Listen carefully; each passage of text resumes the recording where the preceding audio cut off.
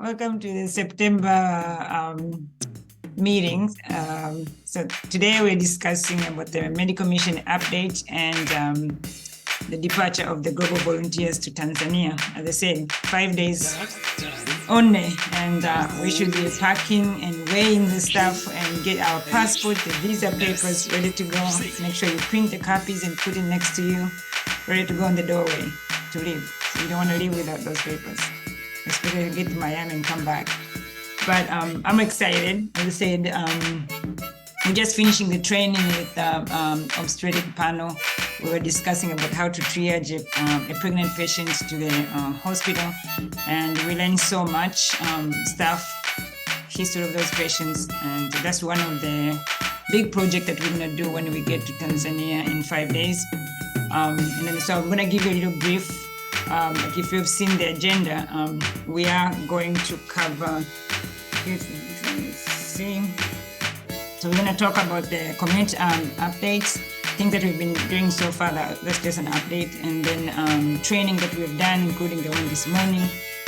We know the medical mission dates, and then how many global volunteers are going with us, visa application, the activity we're going to do there, what exactly we need to do, what do we need to pack, and then our flights, and then we're going to open it for round table, and then we'll be done.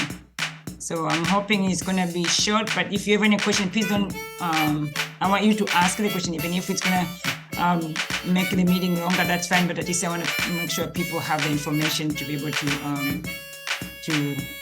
know what we need to do, and then pack your stuff so you'll be ready when you get to Tanzania. I don't want to, I don't want you to say, oh, I forgot something. No, we want to make sure at least we are prepared.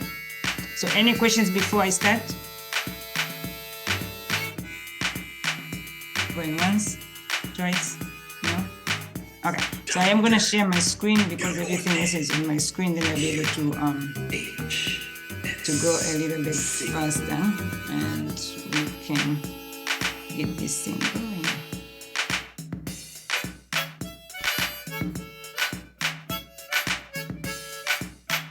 You guys, you can see my screen? Yeah. Okay, thank you. Okay, so we're gonna, so the agenda, as I said before, we're just gonna, some of the stuff we've been discussing back and forth, and then so it's gonna look like almost we were repeating stuff, but this is just to catch you up with what is happening, and then so we can have an understanding, and then we know what exactly we need to do. Okay, so let's start with this. Oops, went too far.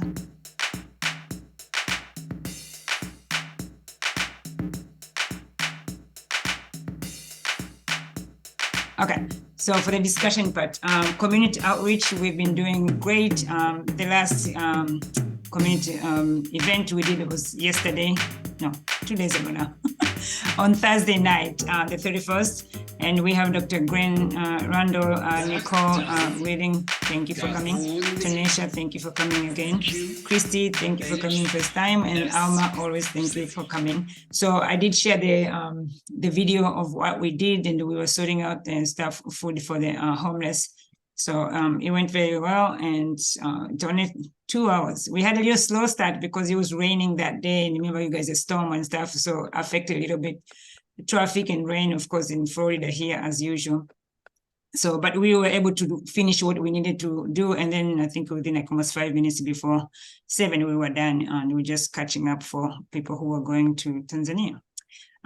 We still remember that one of the community outreach we did, the back to school bash. So we're still planning to do that next year also, and try probably to find a couple of probably other schools to be able to help, because that is very, very needed in these communities here, especially in Florida. So we're going to try and organize that, or work or collaborate with other nearby schools. And if this other state that you want to do that, we can talk on the side and try to get you people involved in the community, and then represent also our Qhsc and try to help you recruit people who are on that maybe state, and then you can represent us in one way or another. Okay, so this training is in preparation of going to Tanzania. So we did the postpartum management discussion, which was in May 13th. And then we did the neonatal sepsis, May 20th. And then, of course, now today we did effective obstetric of patient and then triaging save lives. We did presentation today. We had great outcome, and thank you to the panelists who came and give us an insight, so which will help us when we get to Tanzania. And then so when we're teaching that preventive postpartum hemorrhage and quantification of the blood loss and then screening of these patients, at least we have an idea of what resources they have, what resource they need. And then so when you're discussing with them, then it will make sense for us to share what we know and then hopefully change the life of the people over there. Okay, so we already know about the date. Everybody has a ticket and stuff, for everybody has a travel insurance. I'm hoping everybody has medication from what they're recommended by the CDC. So for people who are taking the medication a week before, you should have taken yours yesterday. Unless if you are traveling starting on Saturday, then you should take medication tonight. And then because that is a medication you take every week. So you start the week before, the week of, and then while you are there every week, and then you come back 4 more weeks. So almost you should get the pills, like 7 or 8 pills in total. Some insurances will give you only 2, because if you ask too late, then they just count, okay, this month you get only 2, but in reality, they should give you 4, whatever you started with, because at least that's 4 weeks. And then hopefully by then you'll be back, and then you can get the rest of the medication. So remember, even if you come back, they want that 4 weeks after, take those pills. That's just if you are there and the mosquito have bitten you, at least you have them some protection, so then they don't get cause any disease. And that's why you take longer, 4 weeks after you come back. For those people who are taking every day, so usually I believe if you're given instruction, majority of the time or common instruction, they usually say take 2 days before you start. So if you're leaving on Saturday, then you take maybe starting Thursday and then Friday. So they want you to have at least some medication on board when you get to Tanzania. So if a mosquito bite you, at least you have protection. And that's why that medication works that way. So please follow the instruction of how your doctors order that medication and how the pharmacist recommended that medication. And then start taking them, please. If you've not taken, getting them from your doctor, please get them, because we don't want anybody to get sick. Okay, meet the global volunteer. I did share the video in there, but I'm gonna play it again just for the heck to, it's my thanking people for really signing up. I know it's a lot of money. You guys can see my screen?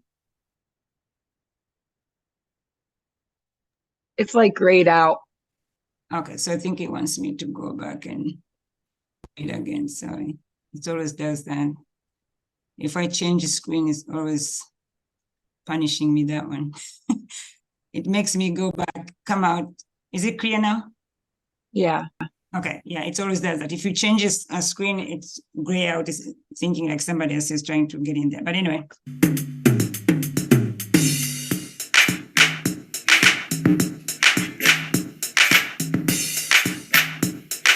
Oh, this is for the volunteering. I'm sorry.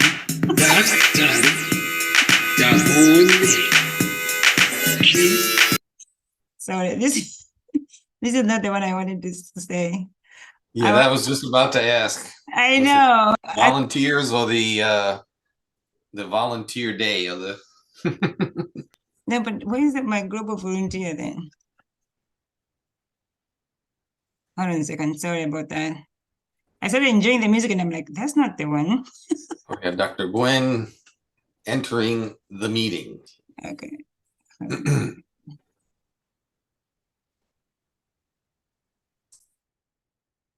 Okay.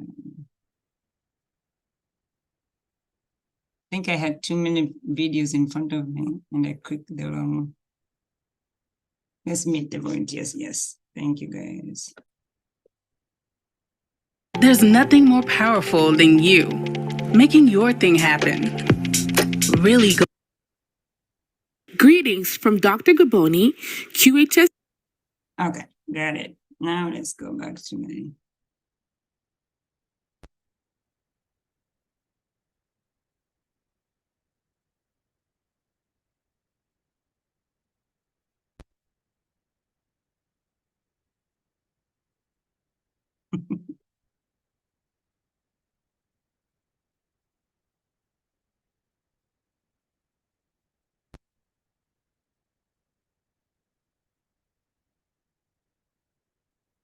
Now for real. Okay, you can see my screen now, right? Again, Yes. thank you. Dr. Gaboni, QHSC Incorporated. Team QHSC would like to thank all ongoing contributors through monetary and donated supplies to ensure success to this mission. Asanteni Sana. Team QHSC has been working so hard to prepare for medical mission to Tanzania. This year, global volunteers who will engage in training and educating healthcare workers in Tanzania. The team will also visit one of the primary schools to provide health promotion, disease prevention, and visual screening. We welcome you to follow us through our YouTube channel, Twitter, and Instagram Live during our mission. Okay, let's meet the very dedicated and passionate global volunteers.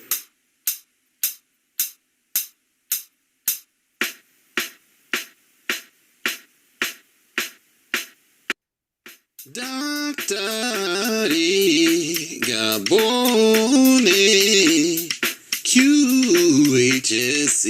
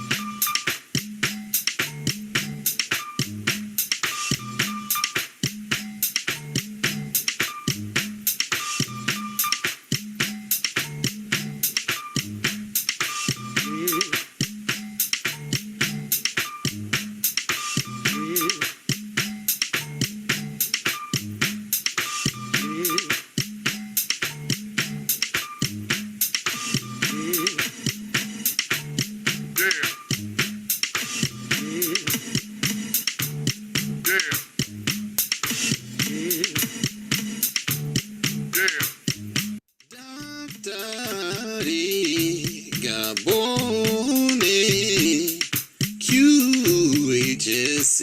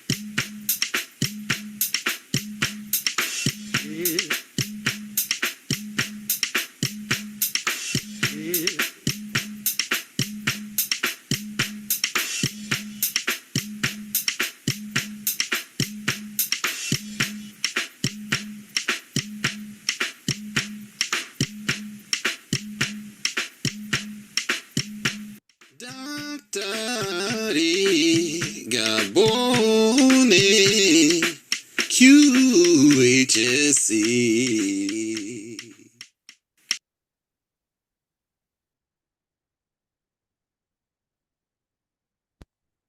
Okay, so that was just the dedication to all the global volunteers who have decided to join us.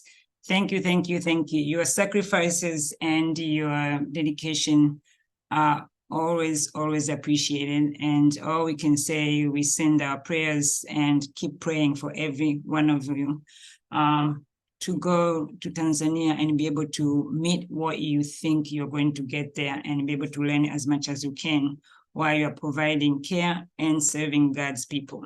So thank you again. Thank you. If I didn't say thank you before, I'm saying thank you again.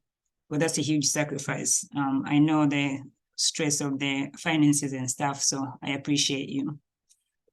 Okay, so let's go back to our agenda, and then so we can continue this one. I'm assuming everybody can see my screen. So for those people who are going, I know a couple of you are still have not given me this form. Please, if you have any issue, just take a picture of it. If you don't have a scanner or something like that, that's okay. Just take a pictures, put your name there, and then send it. Or you can save it as a Word document, put, like a text, and then send it through your email. So it just, this is authenticate that it's coming from you, because it's going to come through the email. So thank you again. So let's finish that part. So we have all those forms in place.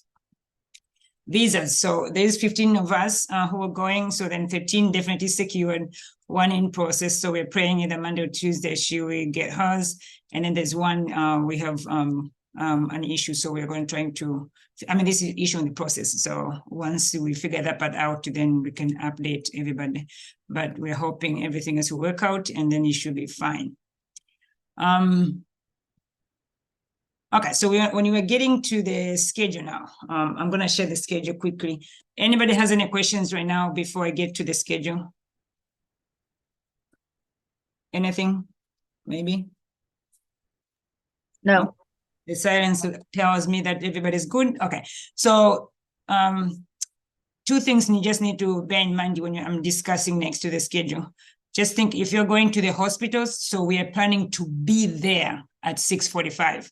So 7 o'clock, they start rounds. We are there with them and round. So that's why we have to get there. Yeah. So once we finalize this meeting today, I'm going to talk to the driver and asking him to actually measure that distance from where we are, from the hotel to the hospital, and then to know how much time we need. So then whatever the time that he's going to tell me, that then we're going to subtract it back and then give ourselves another probably half an hour, 45 minutes, because when we wake up, we want to be able to eat, we're going to eat breakfast and then go to the hospital. So all those healthcare workers, if your shift is started at 7 o'clock, or you get there 6:45, you get reported and you start. So that's exactly the same thing. We want to be able to hear what they did the last night. And then so we see what the plan of care for that day. And then we're going to work with them. So at least we know what is going on.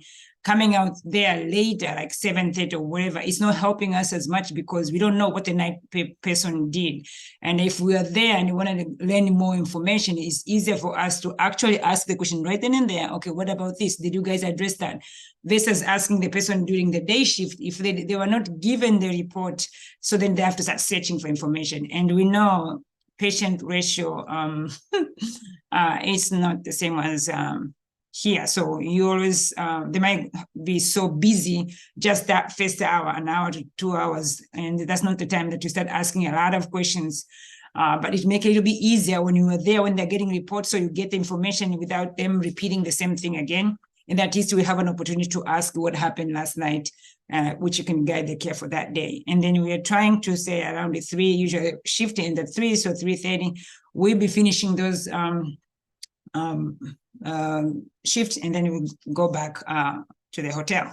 So healthcare workers, again, if something happens at the hospital, like, okay, maybe there's a procedure, or there's something we're trying to do training and something interrupted, and then the training prolonged, we are going to stay until we finish the training and then leave. It's not like we are clocking in, clocking out. That's okay. If it's add more, a few minutes, that is okay. We're going to be discussing as a group, and then we're going to say, okay, definitely when it gets to this time, we do need to go, even if there's something like that, so we don't have to exhaust ourselves. But it's always during the time that we're going to the hospital, it's going to be busy work. We have to go, and almost the same thing like here. It's not like just we're going to sit there and hang out, and no.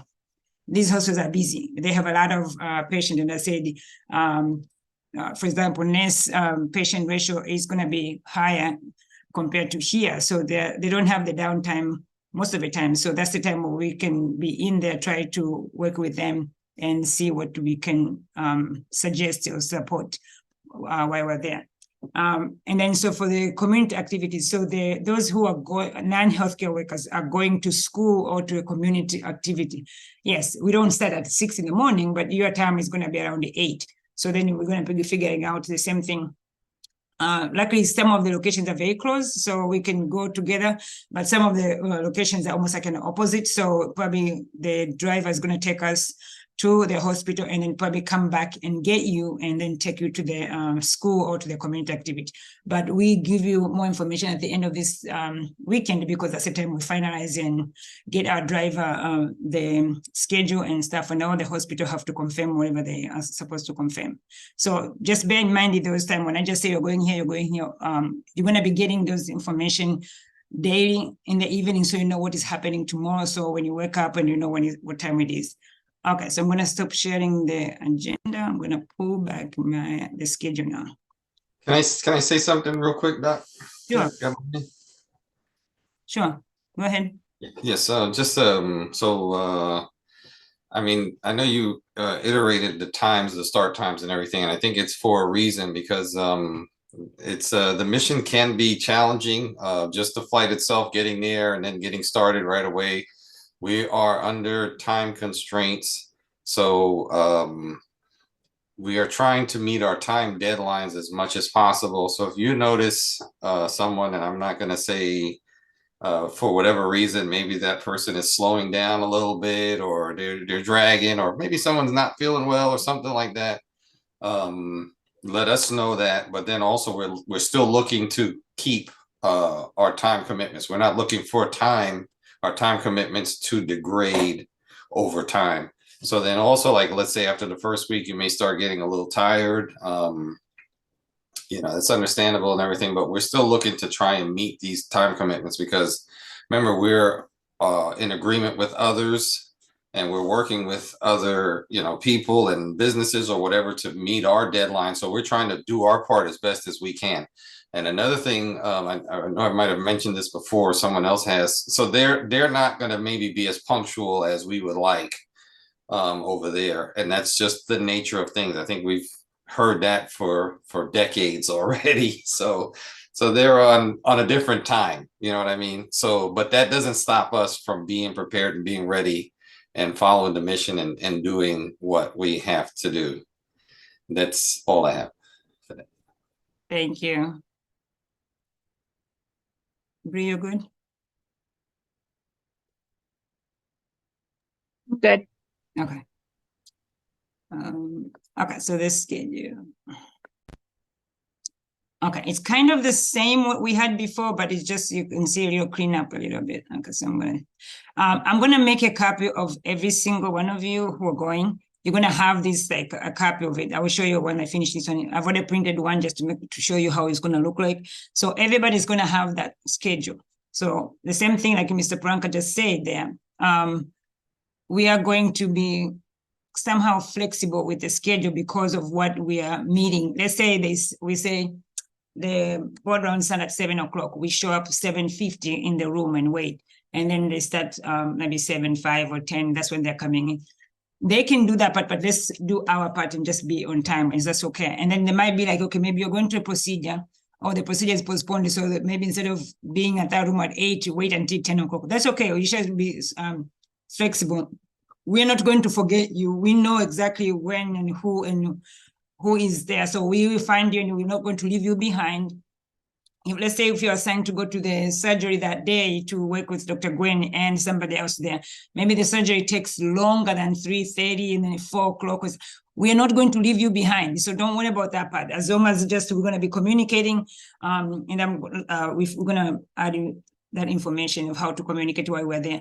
So we're going to communicate and just keep ourselves updated and just say, okay, oh, I'm here doing this, or I'm still helping so and so, I'm still in room, whatever. Describe that, and then we can come and find you. So the communication is going to be very, very important because we're going different areas. And that's why we want to be able to sometimes to wear ourselves exactly the same uniform. So even if maybe it's got lost, maybe this network is not the greatest, I can ask the doctors or the nurses around that unit, okay, did you see another QHSC members? Because you're going to have a badge and stuff. I'm like, oh yeah, we saw someone. Because if you wear something different, they're not going to know who you are. But that's why we have to do everything as a group. So if one person is being held back, the other people also have to be patient, because we're not going to leave anybody behind. The same thing, we're not going to leave the other person behind. So we're going to try to work as much as we can, but also we're going to need to be flexible for each other to make sure we accommodate each other, to make sure everybody is safe wherever they are. That's my goal, to take you safely from here to there and bring you back safely. So that is my priority. So if I need to change something to make sure everybody's included, I am going to change that to make sure everybody's included. Even if I say we're going to leave at 3 and then now it's 4:30 and there's something that we have to wait, we are going to wait until we go out, and then I'll explain what it is. And if you have any question, please let me know. Don't just sit on the side and start feeling bad or something like that. Just ask, because sometimes it might be something reason. And sometimes there's things that I cannot share because of the privacy and whatever the sensitivity of that issue. But I'm going to tell you exactly, okay, we're going to wait. There's a reason we are waiting. So then please just be patient. Okay. To start, you can see the things are color coded. I'm visual, so I have to see the colors. So you can see under the volunteers, the names. So for example, Bree, and the second Bree, and then Tamasha. So those are like almost on my side is like pinkish color. So that's the group 1. That's for the postpartum hemorrhage and CPR training. And then so you can see the second group are the there's white levels. It's number 2. So those are the people we'll be rotating different areas to go and help. Sorry, not help, to work with either the OB group or the NEO group or the PEDS group. And then you can see the little bluish, light bluish on my side. It says number 3, Dr. Gwen, Lucas, and Josephina. She is a pharmacist. Lucas is the nurse, and Dr. Gwen, of course, she's the CRNA, so anesthetist. So all those that group, they will be going to surgeries and teaching and all the stuff in the operating room. So people who are working with them, they're going to be moving around following that part. So at least in each area, we have at least 4 people. And then so that will be enough and easier to go around the unit to be able to consult and observe and discuss and offer you knowledge. And then if there's anything that maybe they're asking you don't know, it's okay. You can just say, okay, I don't know about that, or we don't do that in US.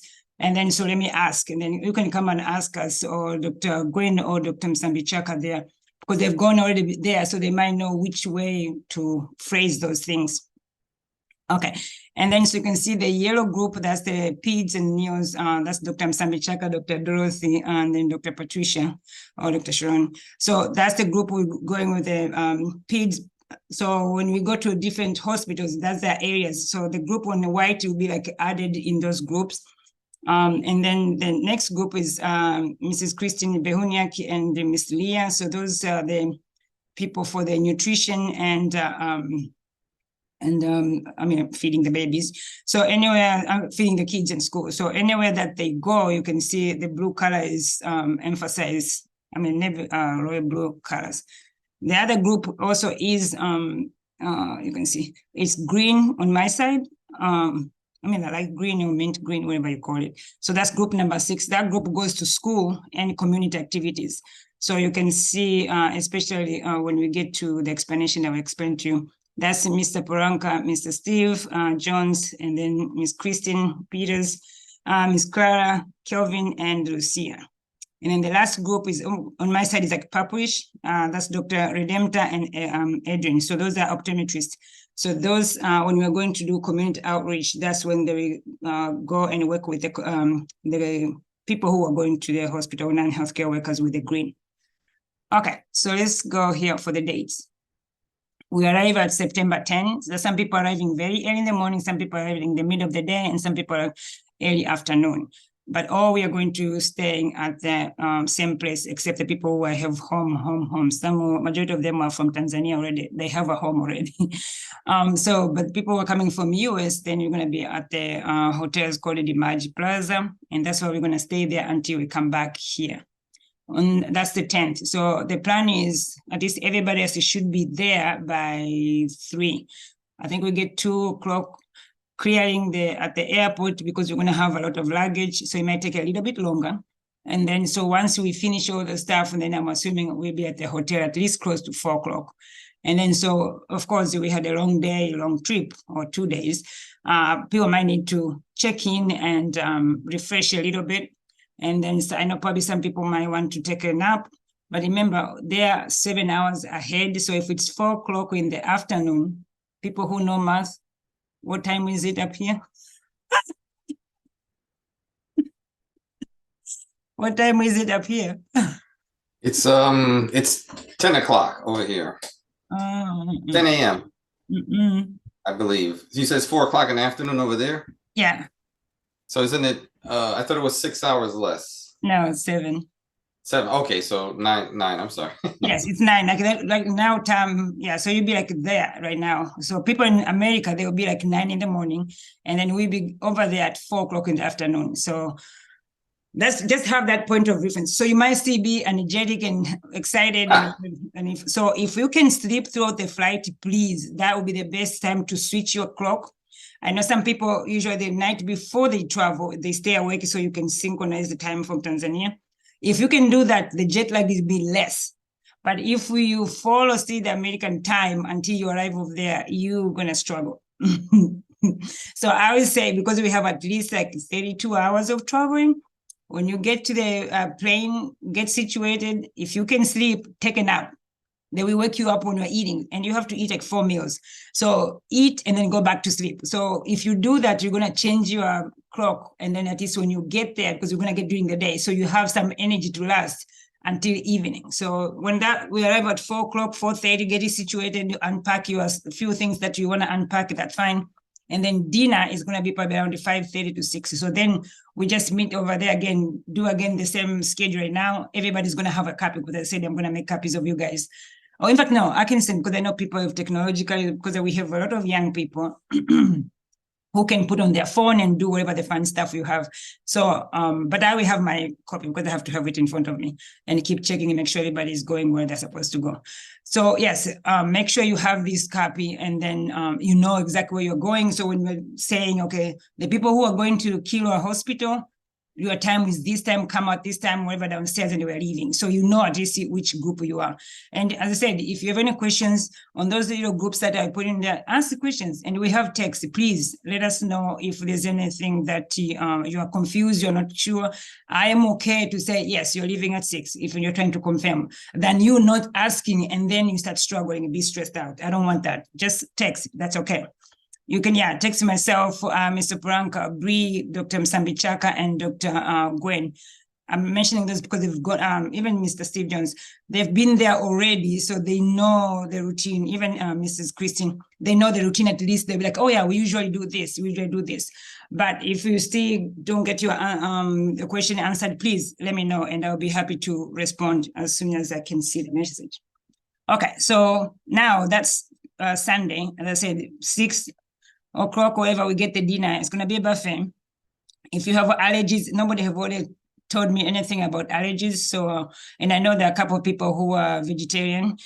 So then that's fine. If there's more, let me know. So we're going to make sure they have food for you. Usually they do. Almost half of the foods, they don't have any meat in there because of just the traditional food like that. So, but if I know there's more, so then we can ask them the vegetarian section part of food, be more of selection. And then so you have more options. And then so that's Sunday. So we are hoping we might meet the people from Tanzania who are volunteering with us. So at least we get to know each other before the next morning. And then so whoever is able to come, then they'll be able to come and join us for dinner that Sunday night on the 10th. Okay, and then after that, we're going to probably retire in quickly because we need to go and sleep, because remember, the times are different. When you're waking up over there, this is going to be the time you're supposed to go at 10 to sleep. Over there, we'll be already riding on the bus going to where we're supposed to go.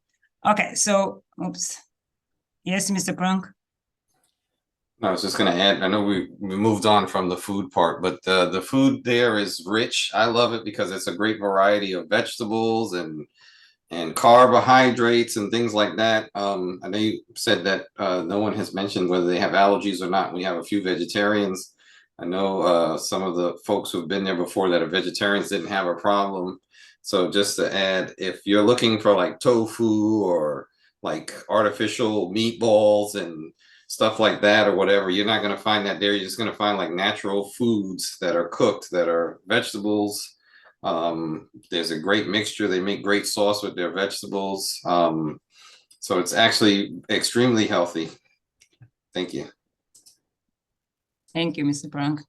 Okay, so the now the 11th. So that's the time that we are going very early because this is the hospital a little bit far away from where we are. I think they said 30 minutes or so. And then once you confirm the distance and the time where they are expecting us to the hospital, here everybody from US is gonna go. So like we're gonna go as a team. We're gonna go all of us taking the bus, get there on whatever the time that is gonna allow us to go, and then we're gonna stay there for at least the first 2 hours, the whole group, and then getting the tour and stuff at the hospital and get a little brief discussion how the hospital is doing and blah blah blah. And then after that, the non-healthcare workers are gonna leave to go to the community near to the school.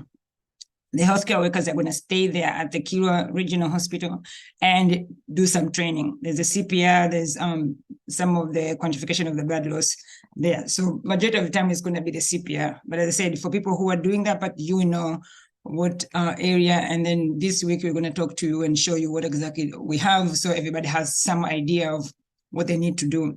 You're going to get that information. But remember, the non-healthcare workers, probably around 9, the bus is going to be there, take you to where you're supposed to go, to the school, where you're going to go and see the parents of the children. Then you're going to do the vision screening.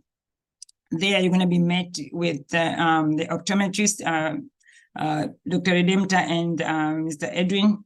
Then you're going to do the vision screening for those parents. So Mrs. Christine Behuniak and Mr. Leah also is going to be talking to those parents about the nutrition type of food that they need to eat to be able to help with the vision or hearing. So that discussion is going to be catching ongoing with the small group while they are going to be screened. Mr. Steve Jones, we're going to rely on your logistic, which you have experience on registration and get people going where they're supposed to go. We're going to get the help with Ms. Christine Peters. Is going to be there, Mwalimu Clara, so the teacher, she was there last year with the kids, so then she's going to be there again with us. And then Mr. Kevin and Lucia also are going to be there. So people who are going to do a lot of vision screening, the eyes check, like vision acuity. So you guys are going to be arranging yourself according to Dr. Redempta, and she's going to tell you where to be, and then you guys are going to set up and start taking care of those, the parents. So that's Monday. And then, so usually that activity probably for the school, we might end up between 3, depends on how many people we have that day. And then we're going to go back again the next day, the same thing. So the next day for the non-healthcare workers, you are not going to Kilwa Hospital. You can see on the Tuesday, I say on the 12th. So starting for Mrs. Christine Behuniak, all of you just go straight to the community activity. So whatever you were on Monday, at our school, we do the vision screening. That's why it's going to go Tuesday. So it depends if they're going to start at 8 or at 9. It depends on when the school is going to be open for the parents to come in and what time they're going to tell them. So that is for the Tuesday. And the rest of the healthcare workers, we go back to the hospital and start doing the CPR training because they want as many people as they can to get it. And we know we do have those 5 mannequins. People are going to be distributed. So there will be like a lead person and assistant, And when you're doing the compression and ventilation, sometimes we do one assist or 2. So then all those things we need to practice, they need to know what we need to do and screening and stuff. We're going to set up like a little station around it. So that's why we have at least 2 people in each little station to help each other. And we're going to try to make sure that you have a translator so then they can do, but majority of the nurses and doctors, they can hear the English and half of them probably they can respond without any issues. But some of them might not be more willing to discuss a lot of stuff in English. So they might want to do in Swahili.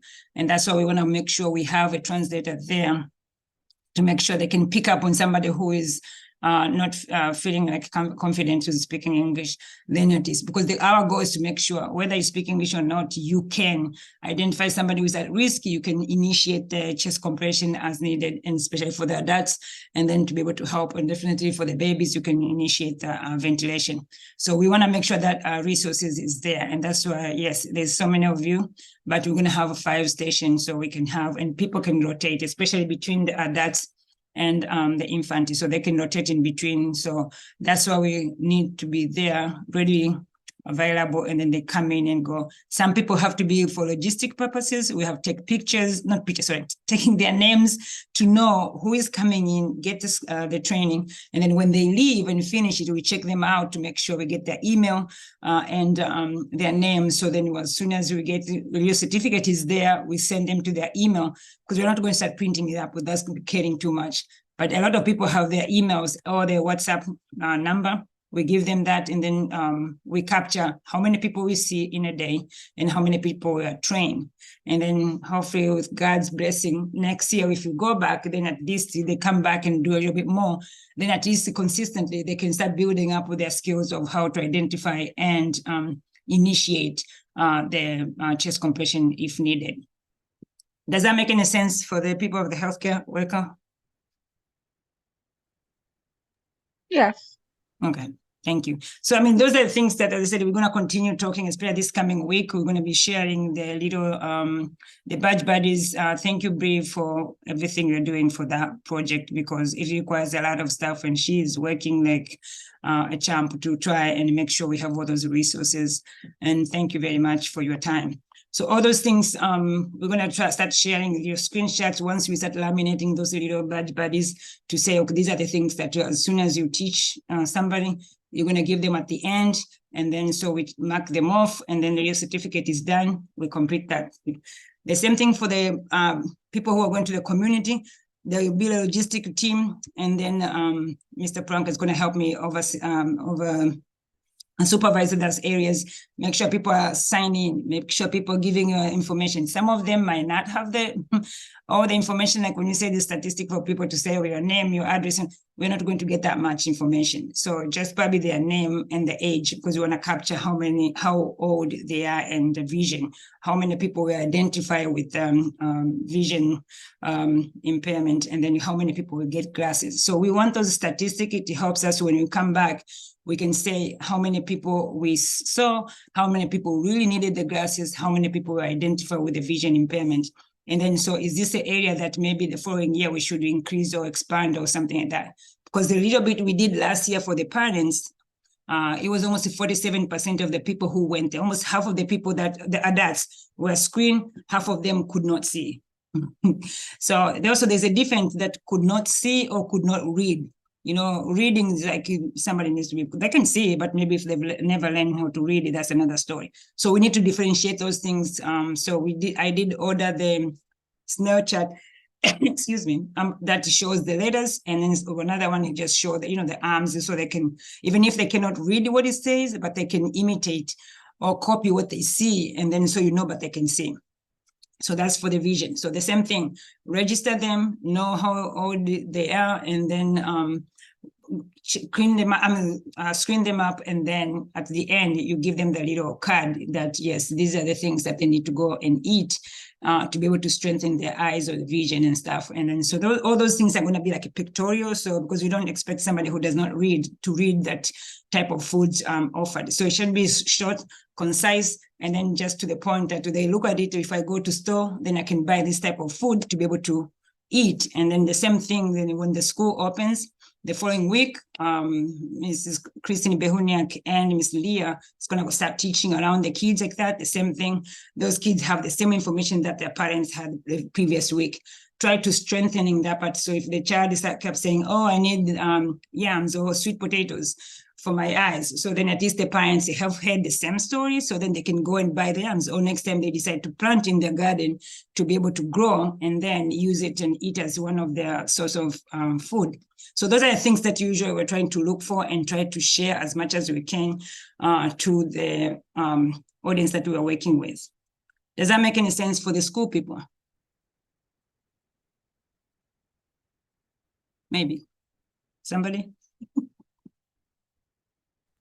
Yes, it does. It's fine. Yep. Okay, thank you, Mrs. Christine. Thank you, Mr. Branca. Okay, so then now Monday, Tuesday, we're going to the Kira Hospital and then go to the school. Okay, so now this for the parents. So now Wednesday and Thursday, all the global volunteers are gonna go to the hospital. We are going to the community, we are going to Mwananyamala Hospital. And then, so that's the color coded, you can see there. The pink group is going to deal with the postpartum hemorrhage training, which included specifically just quantification of the blood loss, show them when the screening of that patient, which we just finished learning today, and then quantification, how many patients have delivered today, what did we ask them during the screening, like, okay, maybe mom came in, diagnosis, the diabetes, or all those risk factors they have when they deliver, how much did they bleed? Did you quantify? Well, does that match with the vision? So that's the part we need to capture. So you can see maybe there's 1, 2, 3, so 1, 2, 3, 4, 5. So we have 5 people in the postpartum hemorrhage and stuff. So that's not that much because the units are big. They deliver so many babies. So we might put you like 2 at a time so you wouldn't overpower the units. So 2 in one area, 2 in another area, and then, or maybe 3 in another area. So the same thing, when you come and see, oh, there's 39-weeker come. Okay, so the gestation age is 39-weeker. So do we know their name? So their name is just so we don't repeat their name, but when we come to collect the data, their names are gonna be hidden. Nobody's gonna know. But it's just statistical. We want to, okay, 39-weeker came, this is her 4th baby, and then she was induced or she came in labor on her own. They estimated that she lost blood like 400. Oh, we quantify it was 700. That's it. And then so we keep piling those numbers throughout the day. So, and the next day again, and then at the end, we're going to share with them and say, okay, do you remember all these people? You identify or screen them like this. And then maybe when she came in, these are the things that could have been added for screening to help prevent the postpartum hemorrhage or help prepare for to prevent postpartum hemorrhage. So that's for the postpartum hemorrhage section. For the neo group or PEDS group, so they'll be able to go if there's any delivery or if there's any resuscitation for the newborn, there we go with the nurses and doctors and be able to guide or consulting during the events like that. And then be able to say, okay, maybe when the baby is born, when you're transitioning, maybe add this, that could help, or maybe do this. Maybe they don't have the warmer, they don't have the blankets. Okay, maybe we bought the blankets, so here, can you use this for the baby, cover the baby, and then see vital signs, did that help in maintain the temperature? So get those statistics will help us to know whatever we are doing, is it impactful for the care of the patient? So at the end of the day, we can say we attended 5 deliveries or attended the 5 resuscitation, or the babies were this, or their glucose were this. So maybe the goal is to focus on the glucose. Maybe we should focus on mom's screening, make sure the glucose is good before we deliver the baby. That's the conversation we want, that detailed. And that's why you can see there's only 4 or 5 in each area, so we don't want to have too many people. But so we still see each other throughout the day to compare notes. Maybe you notice the one thing is not done the whole day. Then, okay, maybe let's have a conversation with the doctors to try and encourage them what exactly should be included in that care. And then let's see if it's going to be. Likely we're going to be the longest at Mwananyamala. That will give us a window of what exactly they do every day for us to say, yes, that is usually the typical practice, or we could add this, or maybe why are you doing this? So then we learn what they're doing to try and address that knowledge gap, and then try and fix it. So if there's something that we can do for the future, yes, we can come back and say, okay, this is what they need to help, and then let's focus on that part, at least purposefully to solve those problems versus just applying the bandage for all the things we see. The third group is the Dr. Gwen's team going to the OR. They find something maybe is missing. There's no bed sheets. There's no thermal regulation or something, wherever they're doing it. Okay, maybe we should bring the bed sheets, which Dr. Gwen has collected, and we be able to take them with us. Use those ones. Let's see if we can control the temperature for these patients who have been exposed during the surgeries. Can the temperature affect the recovery of this patient? Okay, maybe see the first temperature. Okay, let's get the nurses. Do you guys get the temperature? How often did you get the temperature? I mean, those are things that physical presence for us, that's what we want. And as I said, I added the people who have worked in those areas to try and be able to learn, and then add support like that. And then so we're going to be, I said, there are 4 days, at least you'll be able to give a good feedback, and then we can try to improve that care. So next time when we go back there, we'll be like, yes, you can see implementation of those changes. So the people who are non-healthcare worker who are going with us to Monanyama on Wednesday and Thursday, we have specific tasks for you. Usually here in the US, for example, we have all those kits, like things that you need for certain things, like postpartum hemorrhage. You have things collected already in the little kit. So if there's any emergency, you just grab it and go. So we're going to try to find over there what they use for example, postpartum hemorrhage. Is it on one area? Do they have those resources? Fill in those little buckets. So you're going to help us to, like identify those things and stuff. You might not be able to go maybe inside the patient's room just because you don't have the scrubs. Unless you have the scrubs, then you can probably go inside the room and help. But you can be around the unit. When I say the inside, like a patient's room, but you can be in the unit and help us to sort out stuff and identify this or refill the stuff and label them for them and stuff like that. That will help us to, help them to be organized. They need the resuscitation for the baby. They need the little bulb suction. They need the deliveries. Okay, maybe we should put a little baby blanket, bulb suction, little diaper, or little t-shirt, little band, the hat, put them on the little thing and then label it, delivery one or something kit. So they can grab it and go to the OR and help that baby and give that. So those are things that the non-healthcare people will help us. Yes, there's 1, 2, 3, 4, 5, 6 of you. So 3 we probably go in the OB side, 3 we go to the neo side, and then the next day we switch it so everybody will be able to go in both places and be able to participate. When Dr. Msambichaka went last year in those areas, she noticed those things that could help get them organized and have things ready to go when the emergency happens. So that's something that is very helpful since we can go and give them the support. And we know healthcare workers always short staff everywhere else, whether it's US or Tanzania. So those are the things that if we can go there, our presence will help them do better for them, then we will do that part. So that's for the Wednesday and Thursday. Does that make sense for you guys? Yes. Yes. Okay, good, thank you. So that's Thursday. So Friday, so some people who wants to sleep in a little bit, that's great. Because that's the day we're gonna have your half day for yourself for mental health for yourself. You wanna sleep in, that's okay. But just remember around lunchtime, we're gonna eat and then, I'm not sure for the lunchtime. I think the ferry leaves around 1, so we might need to be there by 12. Anyway, we figure out if we can't eat there, then we're gonna eat on route. But we eat probably around 11. I have to confirm the time from the hotel to the port because we're gonna catch the ferry to go to Zanzibar now. So that was around, I think the ferry is around 1.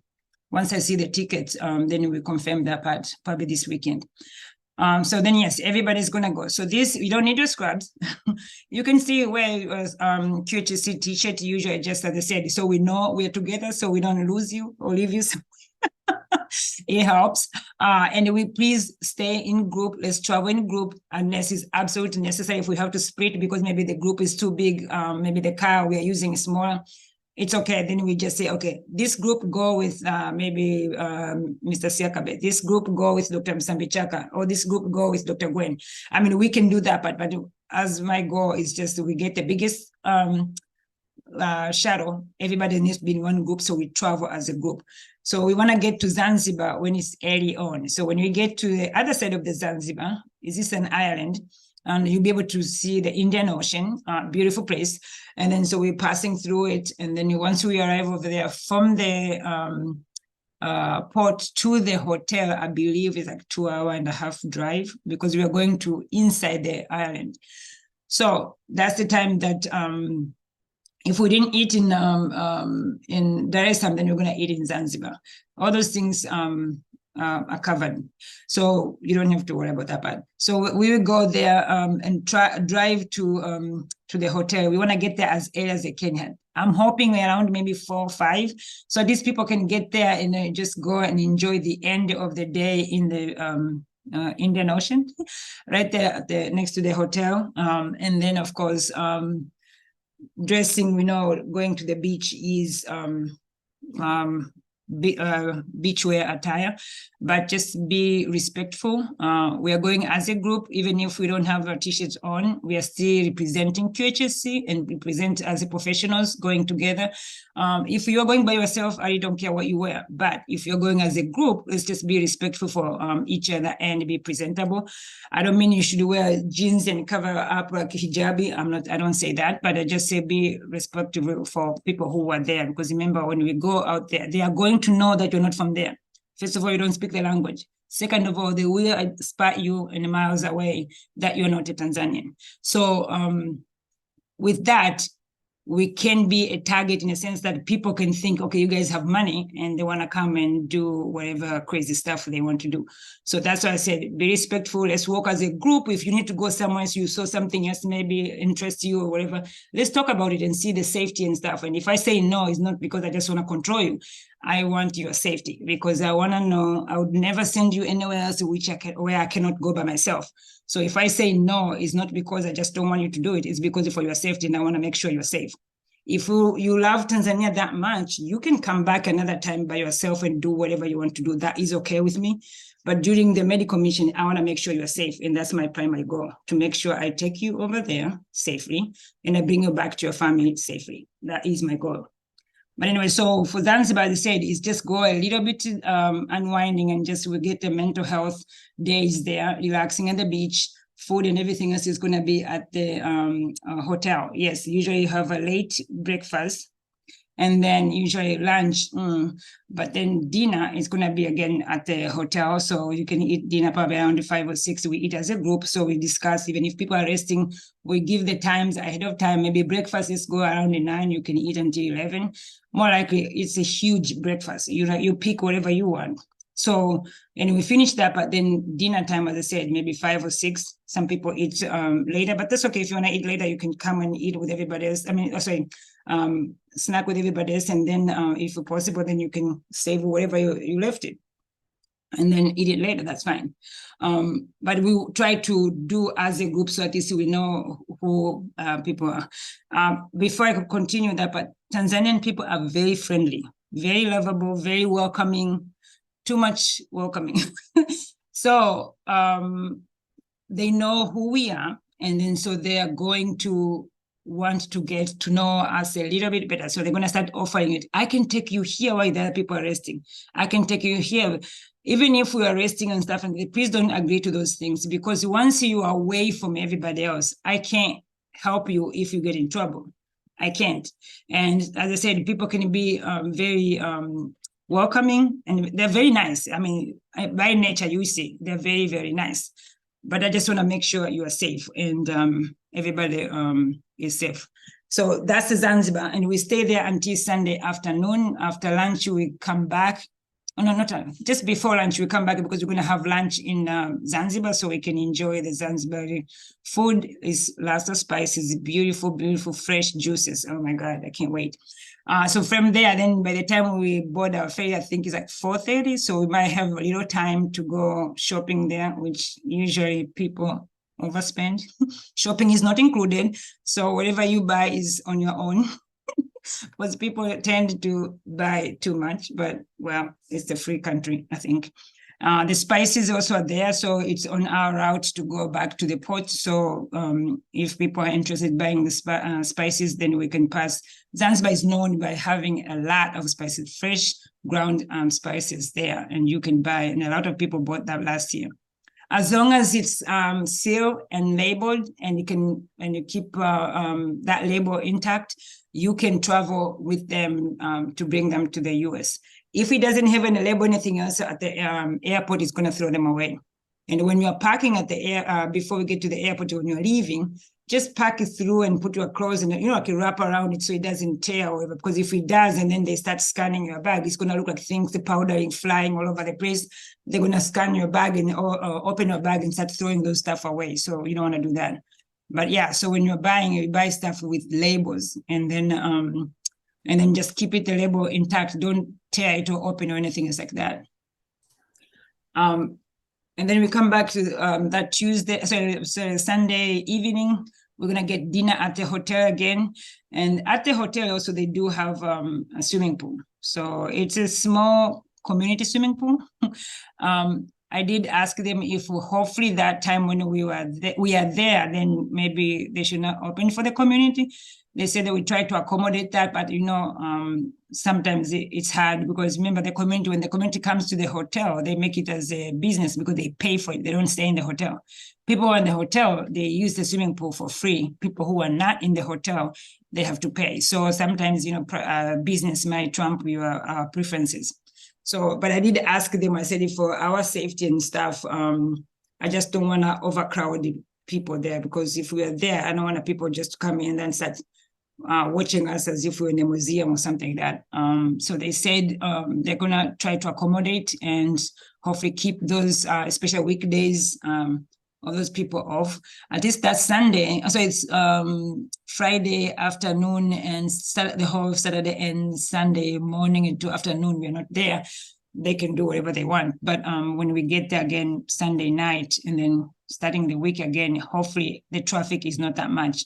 But if it's there, just be aware, be observant, don't leave the stuff. Maybe we are sitting there in the swimming pool and then leave your cell phone or something to go back to the bathroom. Please don't do that.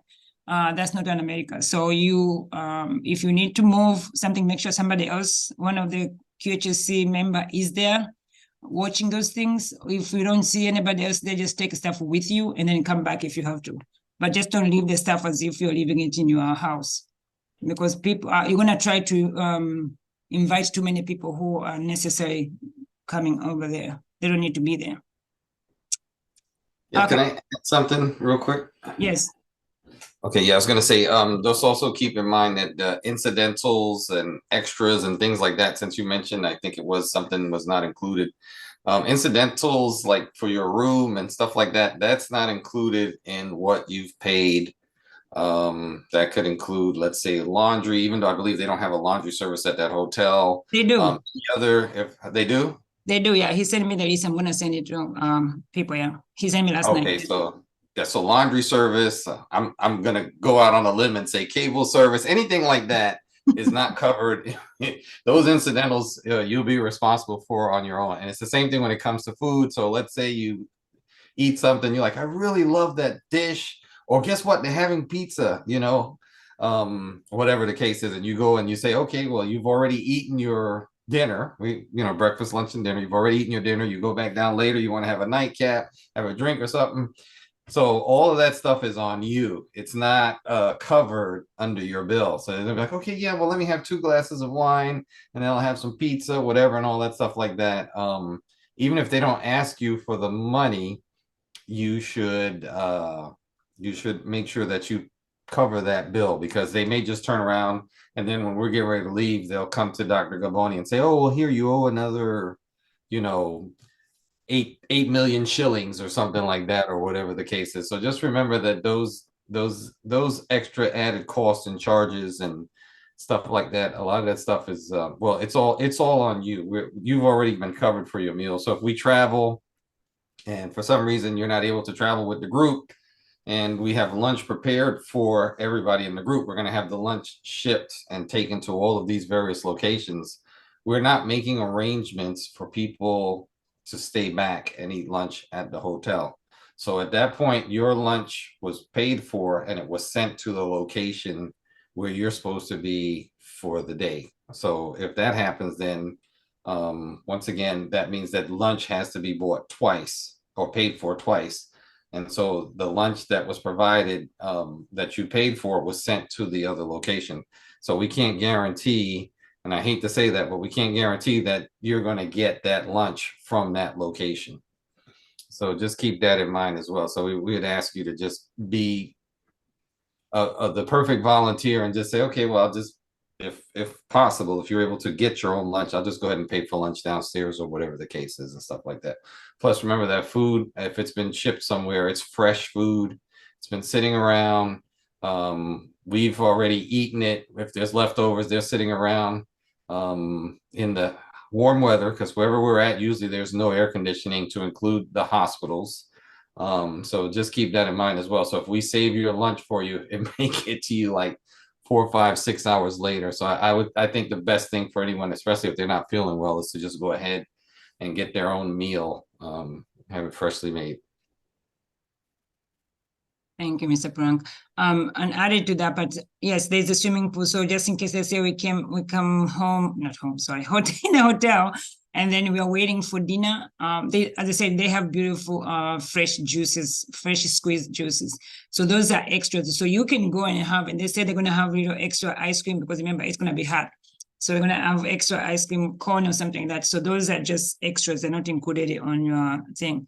One of the area that I'm going to tell you, the water is going to be included. So when you are in school, in a hospital and stuff, we are going to have, like extra bottles of water, hopefully cool water, if we can keep them cool. But yeah, so we'll be like saying, okay, maybe we're starting a shift at 7 or whatever, maybe around 9, we have somebody bring cold water. So come and get it and then just label the bottle if the bottles are bigger. Because sometimes buying small bottles are expensive than twice the size. Maybe 1 liter is cheaper. So when you get one, and you just put your label, your name there, and then you put it in your backpack or something, you can go and just sip throughout that morning. Lunches is going to have the water is also included, and sometimes some areas they're going to give us juices also included. But if you buy something in between, that's going to be added on your own. And so, of course, so the second week now, you can see we're going to go again back to Mwananyamala Monday and Tuesday. The same thing with the healthcare workers, you can see, and then NEO, the same thing going back and forth. However, on Tuesday, so there are some people, healthcare workers also, we go to school, which we are going to do the pads, like remember that sanitary napkin training for these young girls, 5th, 6th, and 7th grade who experiencing their menses and they can go to school. So we collected those pads. I know a lot of more pads are in the shipping, which is going to arrive after we left, which is very sad. But anyway, we had some that we can use when we were teaching them, how to be clean during those menses, how to take care of themselves, avoid smelling, because usually when they come to school, if they don't have any good hygiene, they start smelling and the other kids start making fun of it. So the girls decide not to come to school. So that Tuesday, specific people, we go over there to school and help with that project. We'll get those girls in one area and then we talk to them and tell them how to take care of themselves, and then give them these little pads. And then, so after doing that part, and then that's Tuesday. So Wednesday, again, people are going to be distributed in different places. All the healthcare workers, we go to Amana and then go in the morning huddle and discuss what is going on and what they do, because that's the potential for future mission for Amana.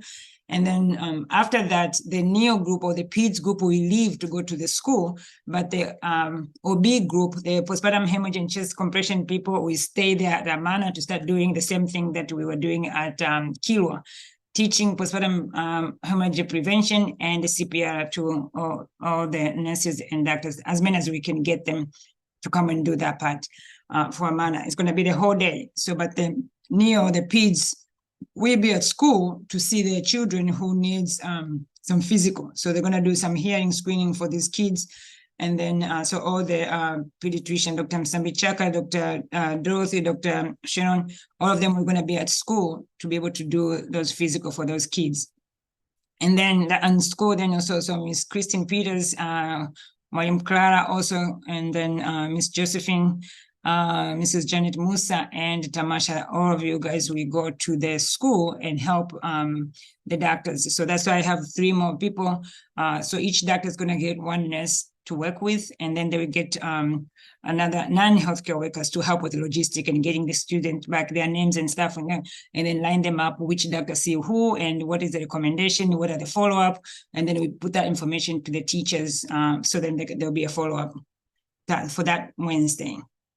And then, so the people who are non-healthcare workers who are not dealing with the physical stuff, they're going to be doing sports. So if there's anything that they need to go and teach in the sports or no, if not, then that group is going to join in the PEDS and try to help the traffic now, how many people need to be seen and direct that. So we will finalize those things very shortly, and then you'll be told where we need to go. Miss Clara and Kelvin and Lucia for Friday, Sorry, Thursday, they will just go straight to school, and then that'll be just finalize what it needs to be done, because that's our last day for school. And then Bree and one of the nurses from Magnet, they're gonna go to the Magnet place in the morning, spend the day there, and there's a specific schedule they will do. Bree and that nurse will see the teachers, not the teachers, so coaches in the morning, teaching them first aid and teaching them chest compression to help just in case if the kids happen to experience those things in the morning. So in the afternoon, all the healthcare workers, all the non-healthcare workers, we are going to join them and then start doing screening for these kids. So we do their blood pressure, heart rate, and then oxygenation, and then their weight and height, and then get all that information, tally up, and then we give that information to Dr. Sharon. She's going to do the presentation about cardiac, like the heart for the kids who are working so hard to make their heart to work overtime. So she's going to give them the tax. So we want that statistic to be readily available for her. She can say what we assess today, the children, over, I don't know, 20% could be overweight according to their measurements. And then so these are the things that we need to worry about it. And then while she's giving that talk. So we want to make sure we get those data as fast as we can, quickly calculated on the spreadsheet, on the Excel form, and then have the results before she goes to present. I think she's going to be presenting around 4:30. We're going to give a final. I'm just waiting for Magnet to confirm because they're looking for the bigger buildings because they think their children and the parents wants to come and be able to listen to that presentation. And then, of course, bring those kids for those measurements. So we need a huge manpower to do those blood pressure, height and stuff. So people who are non-healthcare workers, definitely we need your help here to get these kids lined up, get those measurements, and somebody sitting on the computer and just tallies up that we need those little index card. Those things are already put in the little each card, and then the kids go almost like a little assembly line. So when we get those statistics, as I said, we want to be able to give it to Dr. Sharon so she can have something to reference when she's doing her presentation. And then after that Thursday, we are hoping at the end of the day, because we're going to be a little bit on the other side of the city, we want to be able to go out and eat dinner from there. So once we get, there's few places that are working on looking for the logistic, transportation, and how we get there, safety, and then how close is it back to the hotel.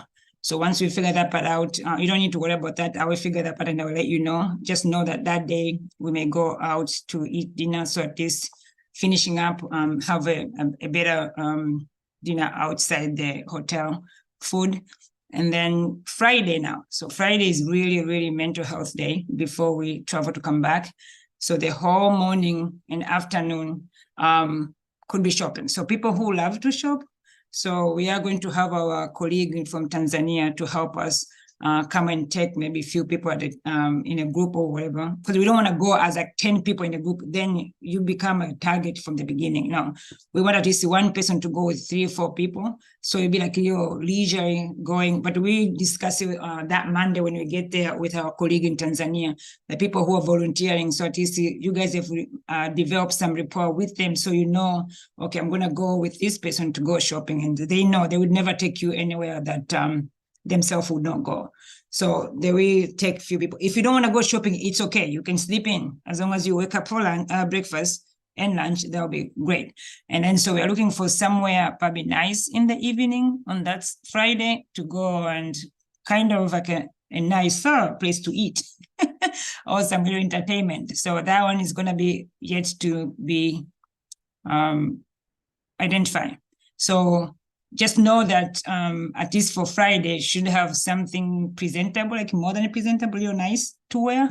And we might go in public. So more details to that. But once I secure the place, which I'm okay with that, then I will let you know. And you definitely will know probably before the week is over. So then at least okay. But just know it's going to be somewhere very nice. Like you need to be, I don't mean like a sequence dressing, just a nice place to go, like outing to eat, like more than just a usual going to a restaurant. That's the Friday night. Thursday night, we might still be in our scrubs, we might be in our t-shirts, whatever we are wearing, or maybe probably t-shirt. We were wearing at Magnet, so we're gonna have probably those clothes on, because that'll be easier to eat and then go back to the hotel while we instead of going to the hotel, change and then go back out. And unless we finish early, which I doubt it, because there's so many kids there that are gonna come in. It might take almost a whole day to do that. Any questions about the schedule? I know it's a lot I'm throwing at you, but I just wanted you to have an idea. But we're gonna, I said, I'm gonna send it to everybody else, this schedule, so you have something to reference it. But I'll be willing to be able to send a little update every evening on the WhatsApp, so you will know, okay, tomorrow school, guys, at this time. I'm gonna ask Bree, probably Alisa, Tanisha, all those my young people who are tech savvy. I'm giving a responsibility of that schedule to be able to update people, but we'll be talking and say, okay, do this, do that, do that. So everybody will be fresh. And it's okay if you have any question, ask. Please don't, I don't want people to be shy and say, oh, I've asked too many questions. I want you to ask a question so I can answer them. Okay, any question about the schedule? No. Wow, thank you, Tanisha. Okay, so I'm gonna stop sharing this schedule. Okay, so let's get, I know, I think that the next part, that's everybody's waiting for it. Okay, now you've already told us where we are going, what are you gonna do? Now, what are we gonna wear? Yay. I wanna know that too. Okay, preparations. Everybody can see my screen, right?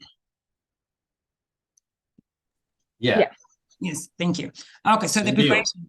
So as of now, we know everybody should be on your ticket. It should be getting 2 bags. These are 50 pounds each.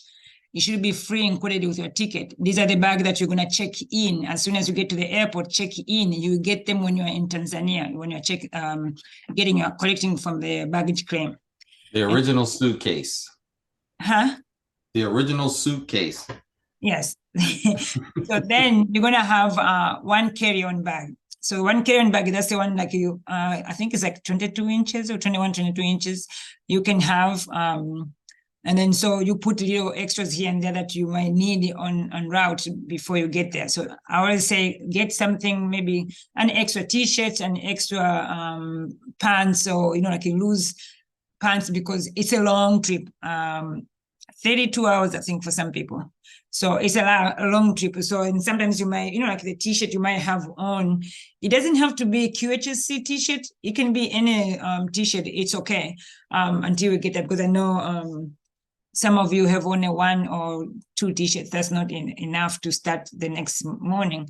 But I mean, I know this material is dry very quickly, which is nice. You can go and wash it by hand, but I don't want people to wear it on route and then get next morning you don't have anything to wear.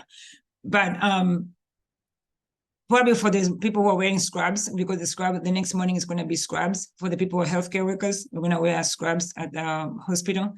And then you have a badge, and then you have the little button for the Qhsc. People going to school, then yes, or the community outreach, then yes, you're going to be wearing a t-shirt that morning. But I said, we're going to keep updating that. So when you're traveling, you can have, you can have a black t-shirt or whatever, that's something loose and comfortable on route. You can have a sweatshirt. Definitely it's going to be cold in the plane, because it's a very long trip, 14 hours. You're going to sleep, you're going to wake up, sleep again, wake up and sleep again. And you're going to be eating all this time. Emirates know how to take care of the people. So you're going to be well taken care of. And then so you can have a personal or a purse, so something you put your variable in front of it. So that carry-on, again, you can put just some things, if you avoid putting the liquid stuff and whatever, because they're going to probably throw them out. They are very strict in, the same thing even in US, but also over there, strict in the liquid. So you can have those toiletries in a clear bag, that's fine, as long as they can see it. But if you have like a big bath soap or body wash or something like that, just put it on a check-in bag because they're gonna throw it away and you don't want to lose your stuff. Money. So you can take some dollars. I don't encourage you to take so much money. They do have ATM machine, but they might have transaction fee, international transaction fee.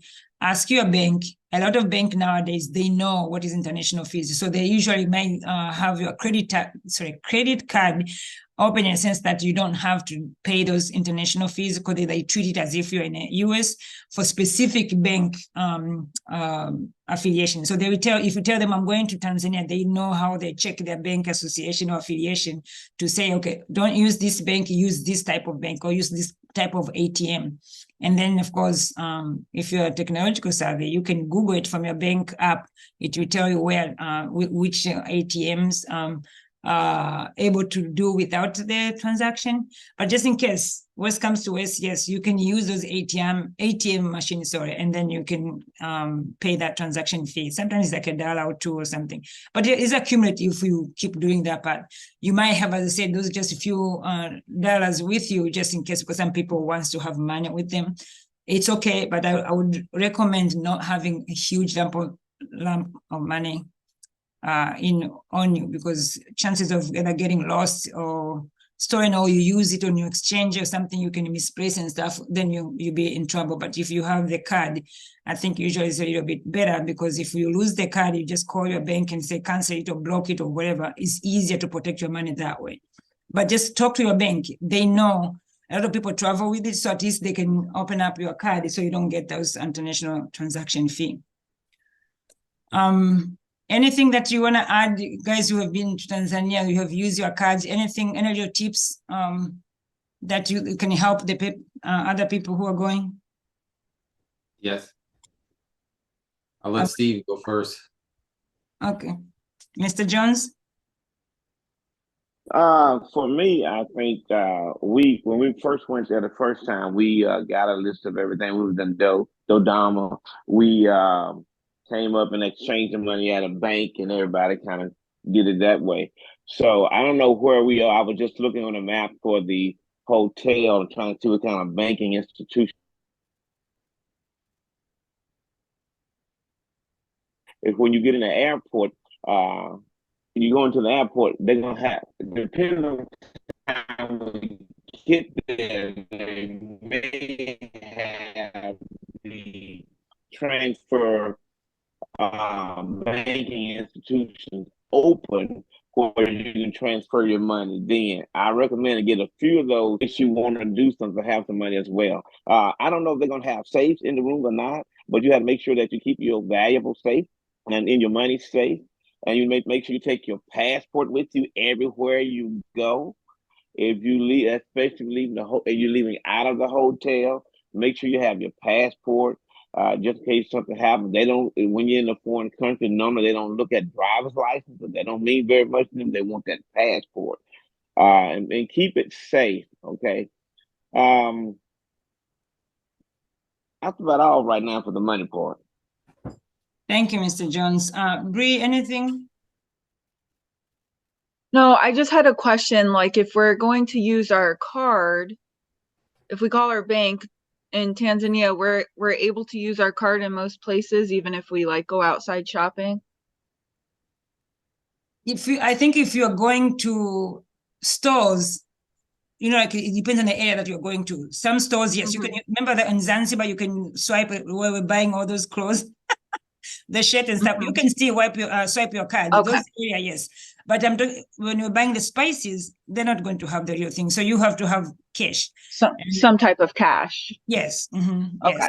So if we are going to the spicy place, which would be almost 5 days after we arrive, by then definitely change into Tanzanian shillings. Because if you go with dollars, the way they equate dollars, when you go to the bank, it's going to be almost 2,300 shillings, so 2,300 shillings. But if you go to the store and they put something in dollars, they will say, oh, $2, and then give us 20,000 shillings. Sorry, I'm saying it backwards. $2 will be 20,000 shillings. So that equivalence is not right. It's benefiting them, not you. But if you have their shillings, if you took $2, you're gonna get 2,400 shillings. Shillings. So if you have cash when you're going to the small stores, it's better for you to have the Tanzanian money. If you're going to the bigger stores and you have your card, it's easier to swipe, and then that will be fine. Or if you have dollars, then just use the dollar for dollar. Okay. The bigger stores, yes, but not the small stores. If you give them the dollar, they want it because they're going to exchange and get more money. Yep. Mhm. Okay. Also, that when you swipe that card, normally there's going to be about a 3% transaction fee swiping. She talked about the banks and the ATM, but normally it's going to be about a 3% transaction fee. There are some credit cards that you may have. If you go to the credit card site, or do like I do, go on Google and ask them, does this card have foreign transaction fees? And those are the ones that I take, the ones that don't have foreign transaction fees. Oh, no, great point. Thank you, Mr. Jones. That part, yes, I should have mentioned that part. Definitely, yeah. And that's what I said, if you ask the bank, some banks who have a lot of people who go in a foreign country, they will say, okay, do this or use this credit card because it doesn't have a transaction fee, because it's known your globally credit card. So those ones, yes, you can do that and then help. And nowadays, as I said, the app of this, app of that. So all those things, if you address them now, it helps for you to be prepared so you don't get those to pay those transaction fee. Or you go somewhere else, maybe it's only one time, then yes, you might be charged that 3% or something like that. So at least it's one time you use and then you don't spend more money somewhere else, and then it's okay. But if you're planning to be like buying here, this, buying here, there, and then you're using credit card, yeah, 3% is going to accumulate. It's going to be a lot of money wasted. And that's why it's better just when we get there, since majority of us are getting there during the day, I'm not sure if Sunday there should be build exchange, the currency exchange. I think they should have some, so we should be able to change at the airport. But just if we can try to do as much as we can from here. And I know last year there are some people who went to their bank and they were able to get the dollar equivalents to shillings from here in the United States, which I've never done that before, but I know people did that last year. They got the money from their bank from here in Tanzanian currency, which is shillings. So just ask the bank and see what they say. If it's a bigger bank, then you should be able to have those options. Okay, so communication. We want I wanted to add something. Go ahead. Okay, thank you. Yeah, so the what was I going to say? The valuables. I know it was mentioned earlier, but there may not be a safe. If there's not a safe, keep your valuables, not just your money, passport, and stuff like that. Keep it someplace secure, but someplace also that's not easily accessed, or someplace where someone would not have an easy time getting to it. Also, I've sent out in the group chat, I've sent out the power converter, a link for that. You can get that in Walmart, the 3-prong adapters. You can get those in Home Depot or Lowe's. They're probably much cheaper there if you can find them there. And I think also for the like an extension cord or an outlet to kind of give you more charging or whatever ability you need, because when you get back to your room, you're going to want to charge your phone. I'm not sure if you have a laptop or something like that, or whatever devices you have, all that stuff is there so that you can be better prepared when you get there. And it's kind of short notice, but like I said, a lot of those things you can find in the local store. Okay, thank you. Communication, please either select, and thank you for people who send me the information. Select one of the family member who you want us to contact in case of emergency, or if they have anything that to notify us if they cannot get in touch with you.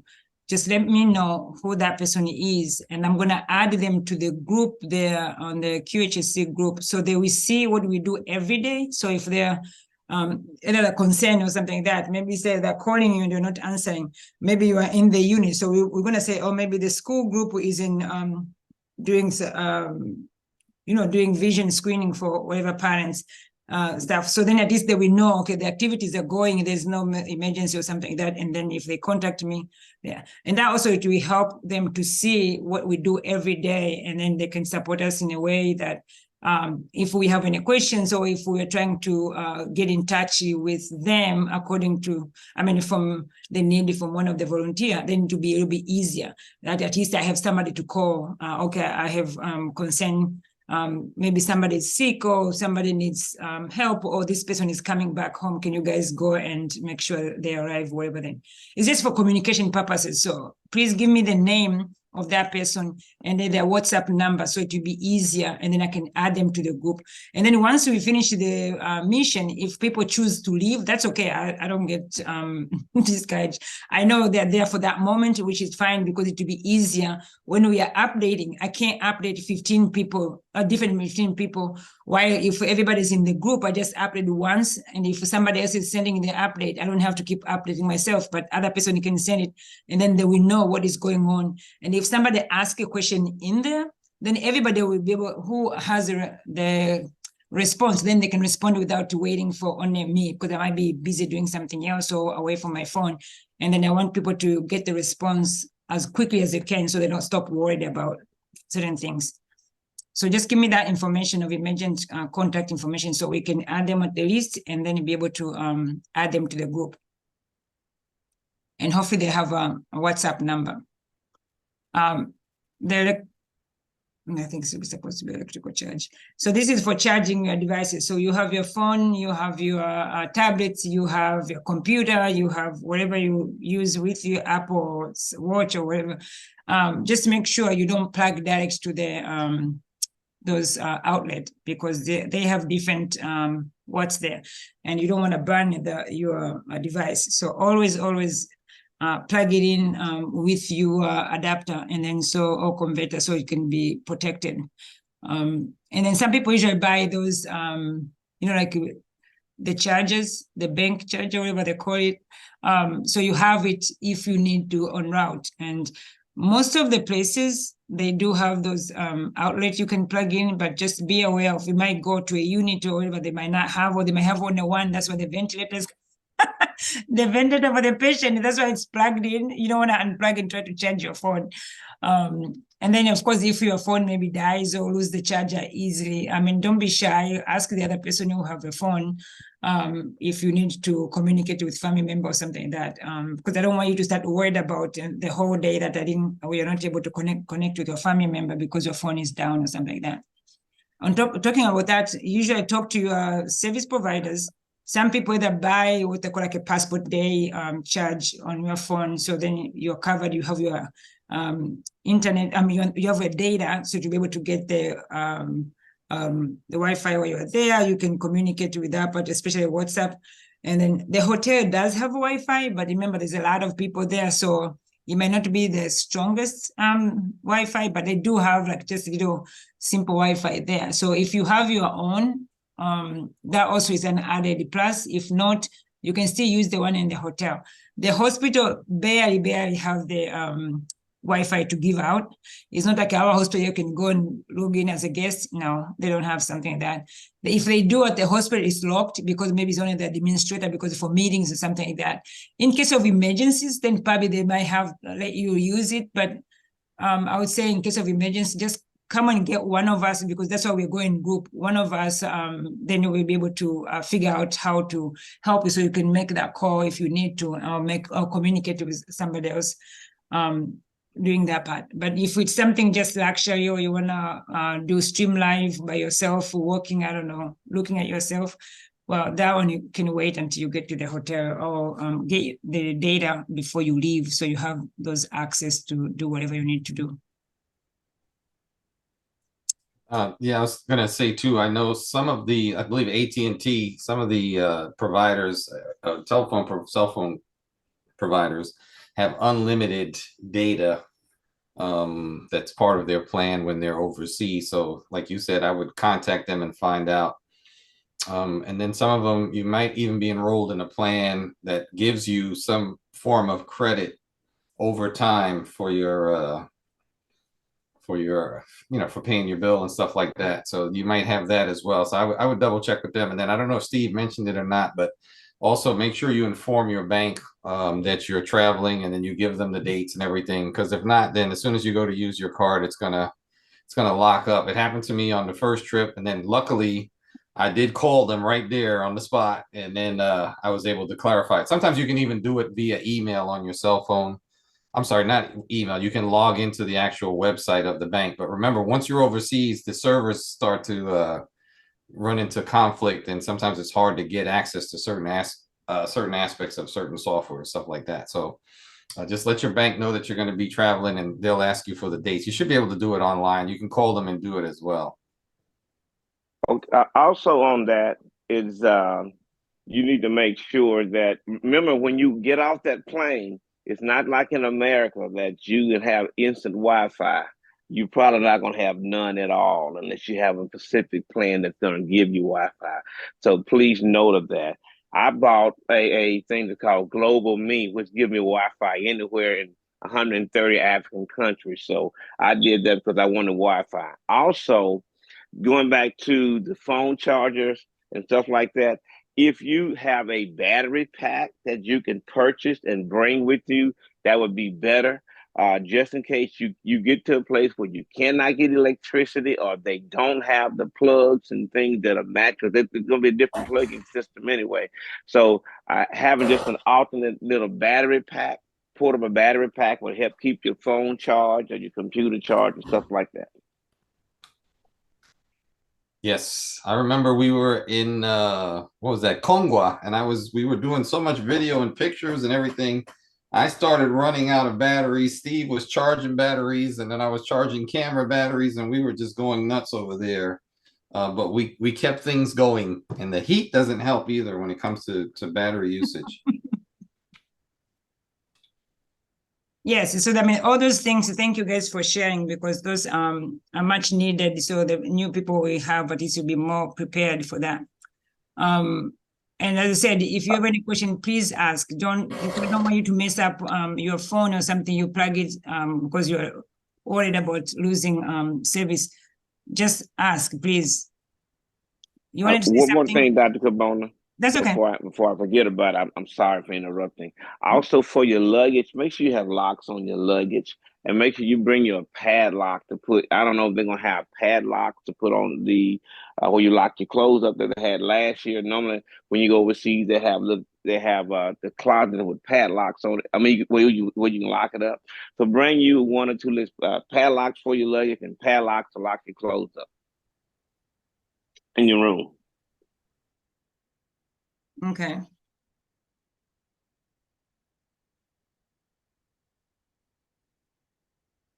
Okay. And you can get those in at Walmart too. Even the little little suitcase locks. Anything. Okay, good. Thank you, guys. The 2 days at the Zanzibar, they're included. So for Zanzibar, yes, whatever we paid, it was the travel to there, and then also for the breakfast and dinner. As I said, the breakfast is like brunch, so they usually save that, because most of the time in the afternoon people go and start to just stay in the beach. So the lunch was not included, but we just bought the dinner, also see the same buffet. So you have breakfast and dinner, and then lunch is just hanging out. Some people may be going to the bar or somewhere to drink, and just drink responsibly, please.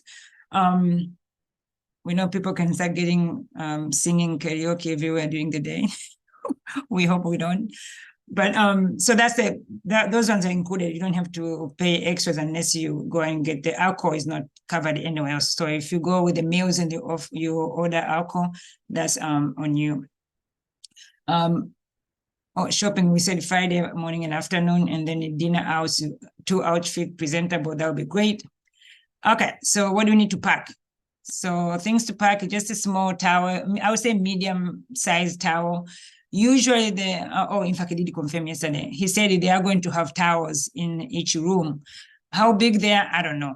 I've never been there before, but usually it's a very medium size. So it's not like it's so big that you can wrap around like a bed sheet around yourself, but at least it's adequate to wipe yourself. So I always just say carry one medium size. It's almost a little bit bigger than the kitchen, towel, but So something that just in case, if you get there, maybe the other one is soaked, then you can have your own wiping your face or something like that. Toiletries, you pack your own. They don't have all those, fancy, like here when you go, you have all those generic stuff. No, they don't. So pack your own comfortable shoes, definitely, because you'll be walking all over the places and it's going to be hot. So if you wear something like with the heel and stuff, it's going to get nice and warm very quickly and then start bruising your toes or something like that. So wear just something comfortable. Sneakers will be just fine. I know some people like to wear clogs. That's okay. If that's what you're doing, fine. But just remember the heat is going to be hot. People from Florida, I think you know the heat. So over there is just a dry heat. It might not have the humidity, but it's still the dry heat. So the temperature is like, because the Tanzania is on the equator, if you know the geography. So the heat is like right there. So you have to be aware of those things. Sunscreen, definitely, because especially for those days that you're going to be there baking yourself in staycation to try and have that mental health days, just be aware of protecting your skin, please. Comfortable clothing for flight, as I said, it's a long flight. You don't want to wear those something tight because your feet are going to be swollen. You're going to be sitting 14 hours straight. Yes, I will encourage people get those stockings. So those tight stockings as the nurses wear or the doctors wear, you can have that to help at least improve the circulation in the flight. Yes, every time, maybe a couple of hours. So please get up and stretch. Or if you don't want to get up, just stretch your legs, throughout the flight. So at least to improve the circulation and so it doesn't swell up. And as I said, you have to wear comfortable shoes. I know sometimes people wear sandals, but I would recommend not to, just because, I don't know, I'm a little worried about the flow. But you can do whatever you want to do. That's okay. They usually give the little socks. So if you don't want to, you have a bare foot and then you want to just put the foot on the floor, that's okay. But put the socks on. They have those socks you can wear. But I would encourage you to wear something sneaker, which is easier to, like slide on and off. And then so you have something comfortable. Don't wear something tight because your legs are going to be swollen because of the long length of the flight that you're just sitting in one place. Extra batteries already discussed about the charge for the chargers. Yes, on the plane, they do have all those charging little stations. Emirates, if I remember, I think the last time I traveled with Emirates, maybe 3-4 years ago, they still have the chargers. They still have allow the, like the Wi-Fi, the basic one, which is not that much. Sometimes they might give you just to test for a week. They give you like half an hour. So because it's a long flight, people communicate back home and stuff like that. So you might use that half an hour wisely if you don't want to pay. But I think sometimes if you pay like $10, you have unlimited. People start talking back home. You watch your own movie and stuff. But Emirates is very good with entertainment. So you're going to have so many new movies in there and so much time. But remember, sleep. Please, please, please sleep. Don't just spend the whole night on doing everything is bad sleep, because you're going to get so exhausted with the jet lag and you're going to be miserable the first 2 days or 3. So if you can just sleep at least 4 or 5 hours, you still have 8 hours to be awake. So you're not missing anything. So you can enjoy what the flight is. That's okay. But at least please sleep so you can rest and try to change that jet lag. People at the hospital, if you're going to the hospital, you're going to be wearing scrubs, navy blue or black. Those are only 2 colors we prefer, just so we can have that consistency. And then we're going to get the badge. Everybody's going to get the Qhsc badge. If you saw the video for the global volunteer, those pictures on the slides, those are the badges. It's going to look like that. So it's going to be color coded. So that's why we want the navy blue or dark colors to it. So then the badge can be more visible. We can see you from far away and spot you just in case if you get lost. But yeah, so all the healthcare workers, when you're going to the hospital, navy blue or black. And then you have all those identifiers. And then your shoes, they say sneakers, black or whatever, that's fine. Dark colors. If you wear white, yes, they look nice for 2 seconds. It's going to get very dusty very quickly because it's dead roads. So it's going to be dusty very quickly. And if we are walking from where they drop us from the car to the hospital, it's a walking on the ground, a dead road. So it's going to get the dust in the wind and stuff, or the rain. It's going to get very dead. So I will recommend against wearing lighter colors. Just get dark colors so it doesn't show and you wipe up at least. Pack your dry snacks, cookies and stuff, gingers or whatever, something that you can snack in between your peanuts here and there, or whatever, that's fine. You can pack on your own. It will help just to hold off until we get the meals, because maybe we might say lunch is at 11, and the person who is delivering have different minds. They might bring it at 12:30. I can control that because sometimes they'll be like, oh, it's traffic, or they're bringing by the bicycle. So sometimes you might not get the lunch at the time was scheduled, and I can control that. And that's what I'm saying. When you have that little funny pack, just put a little, maybe 2 or 3 crackers in there just in case to hold you until lunchtime. Sometimes they're very quick. They'll bring the food even before we are ready to go and eat, which is okay. And then if that's the time that we are able to sneak out and go and eat, cook, and then continue with the care, that's fine also.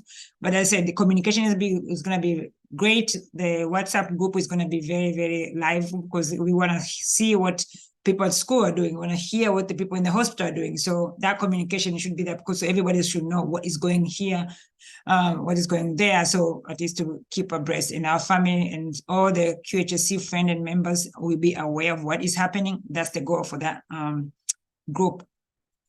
Medication, please. You have the medication prescribed by the provider, and then now you can also add something like Motrin, Tylenol, or the cough drops, or the Pepto-Bismol, Benadryl. Those are just over the counter. Those small little vials, don't get too big.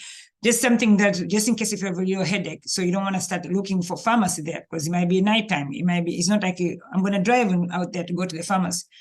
The pharmacy might not be as close as we were, so we don't want to do run to those situations. So, and if you, just in case you didn't bring any, and then maybe somebody else has those over the counter, then you can ask, and then people may share to do. But if you have any allergies and stuff, just be aware of. So we don't want to people start mixing things without knowing. So just to be aware of.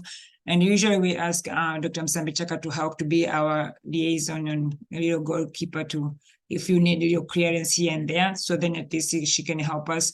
But usually the first line of defense is always talk to your physician. You should know what medication you can take, what medication you cannot take. So we need to be able to be aware of that part, so we make sure everybody is safe. Mosquito repellent, definitely you can buy those things from, CVS and all this stuff. Just a little small, little tube. So if you want a big one, just make sure you pack it on your big suitcase, not the small suitcase, because they're going to throw it away. Make sure you get that. And then, of course, coupled with the anti-malaria medication, please do that. Or 2 clothes for the outfit. We already said for dinner, just at least 2 outfits to be able to have something nice to wear.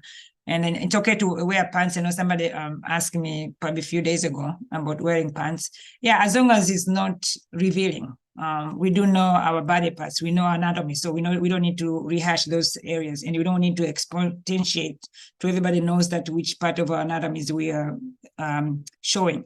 Just wear something presentable, like covering as much as you can, but not, I don't mean to wear hijabi, covering your head or something like that. No, it's just something covering to be presentable, and then you can go to those places, and then we can enjoy ourselves.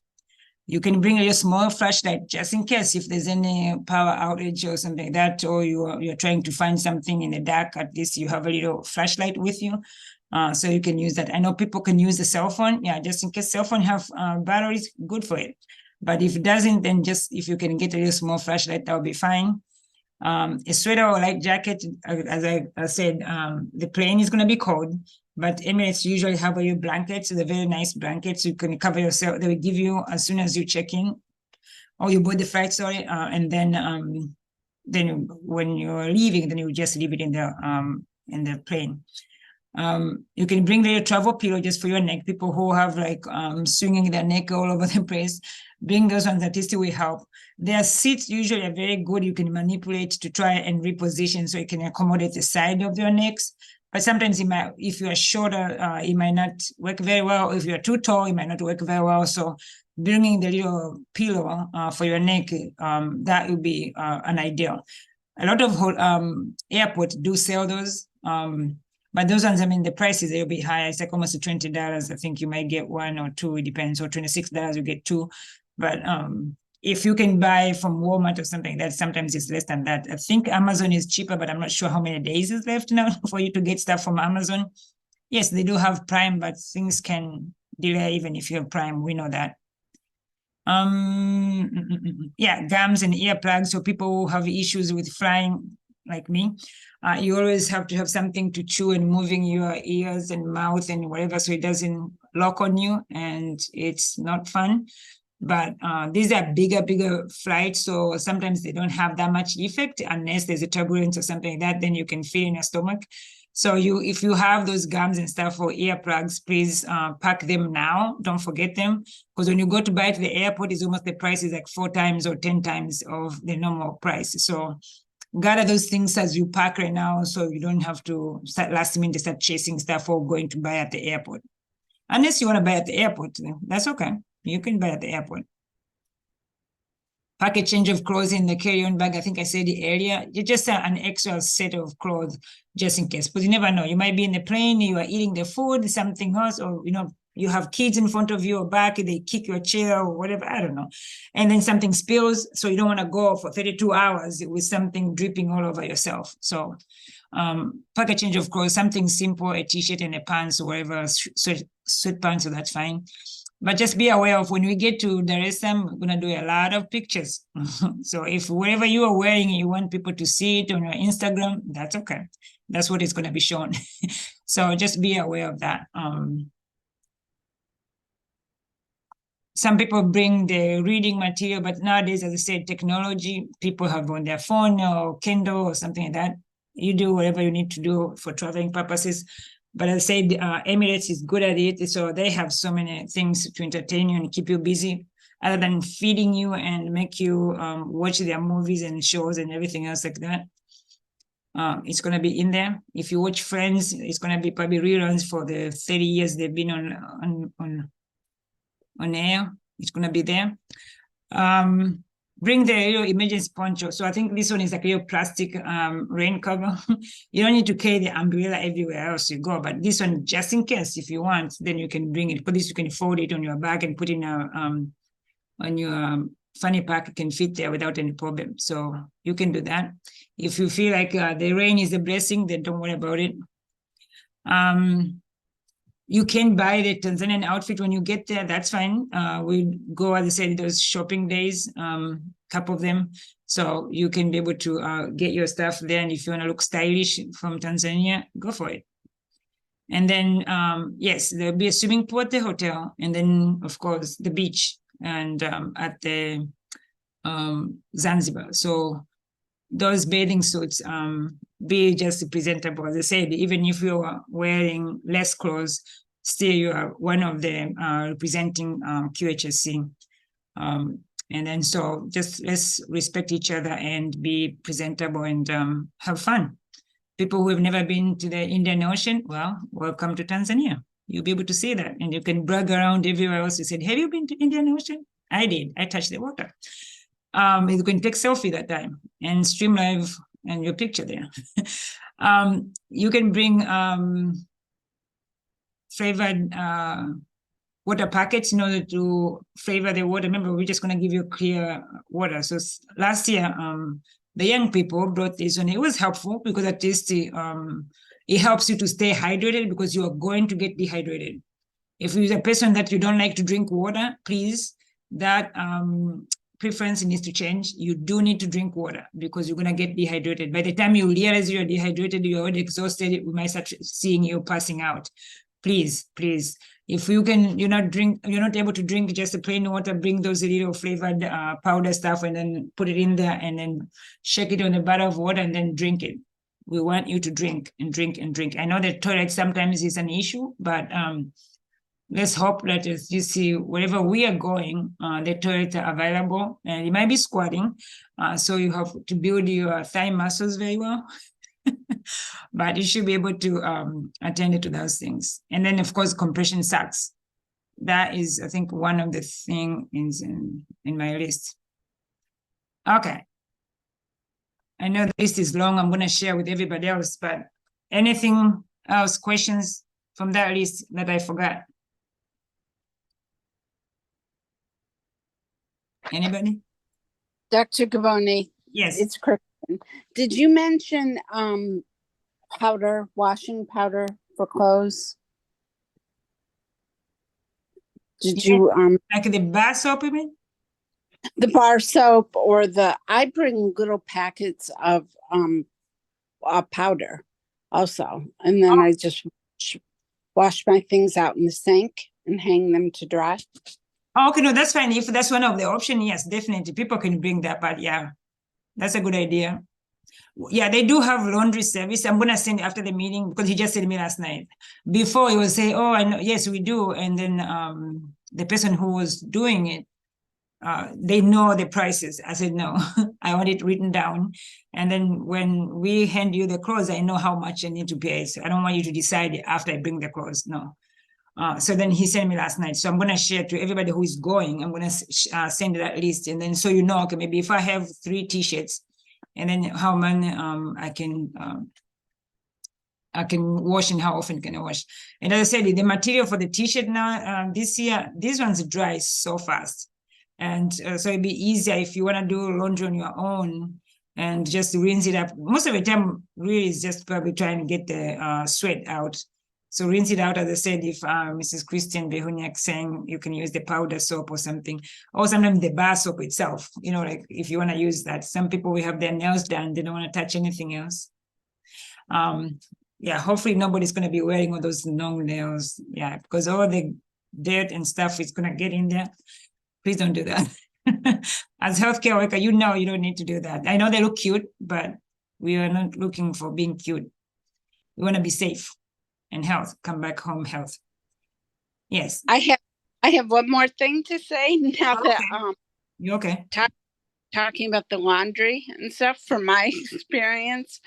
Even if you think you know some Swahili and they know some English, you have to be really careful because what they understand is different from what you understand, and mistakes happen.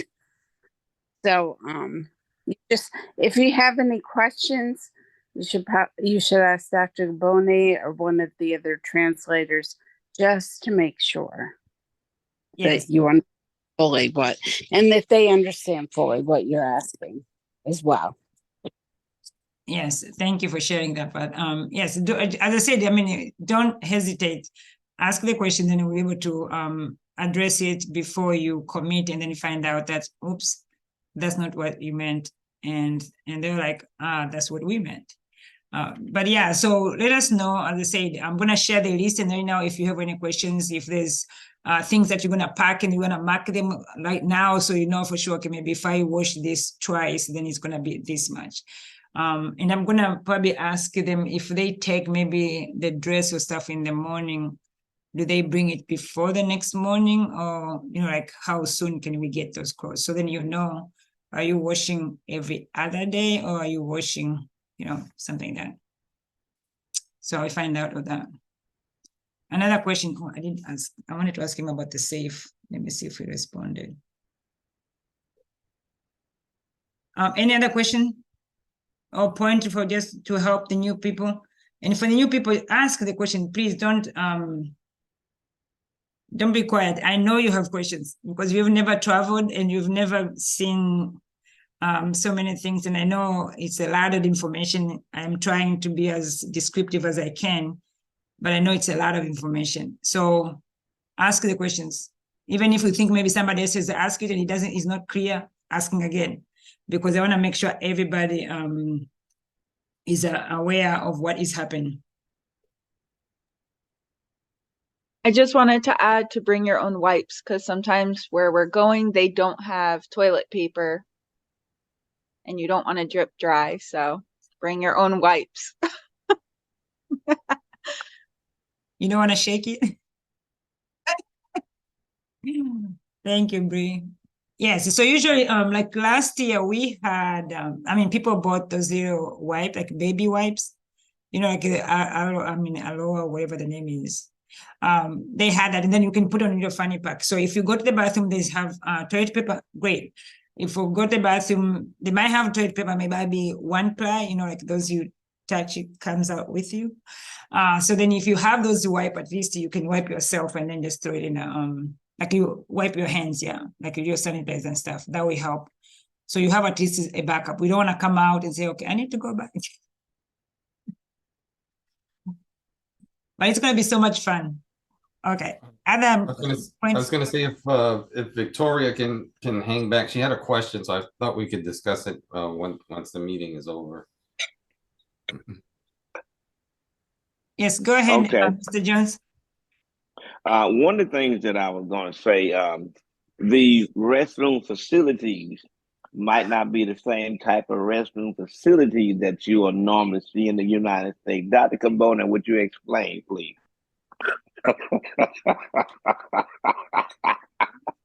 I'm gonna let Bree help me with the explanation, then I'm gonna fill it in.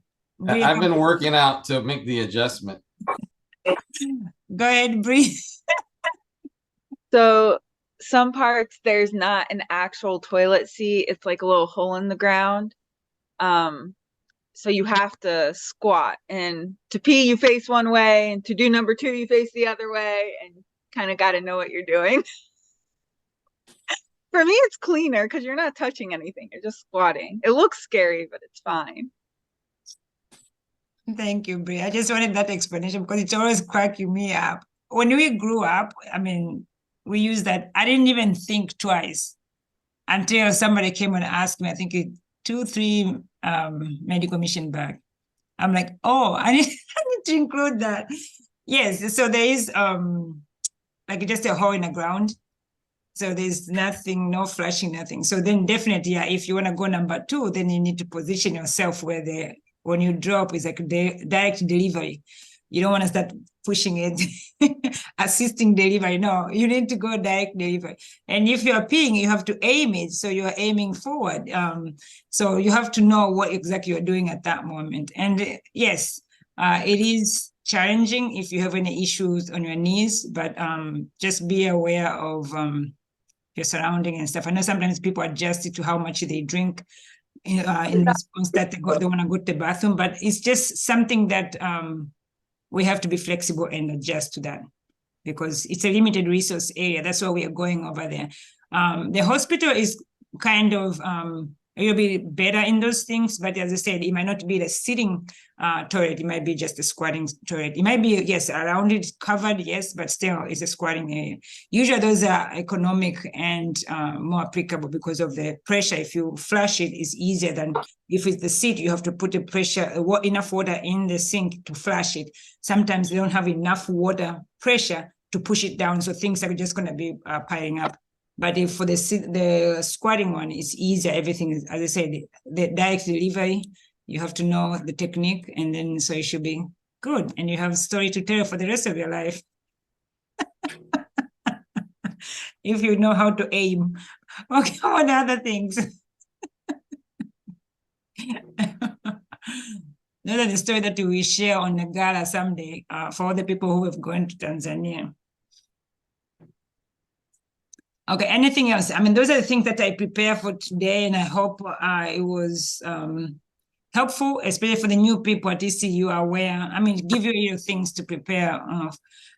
Christy, I know you have gone to other medical mission in those limited resource area. What are other things that you think people can benefit for the new people, especially? Christy, if you're able to talk.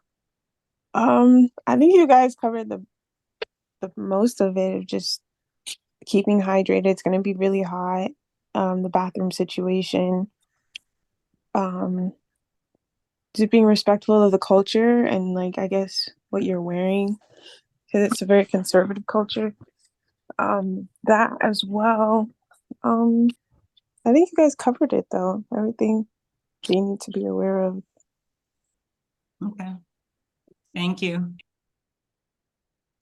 Dr. Gwen?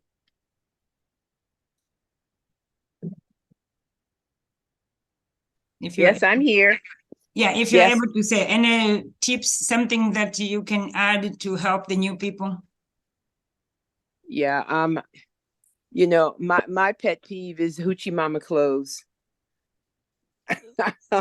You know, this is not the US of A. and you need to be mindful. The younger group sometimes are not aware because everybody wears what they wear. But, you have to dress more like an old lady, I would say, for these kind of trips, that you're not exposing yourself and calling attention to yourself, because you're representing the group and not yourself. So just, worry, be mindful of what you have on.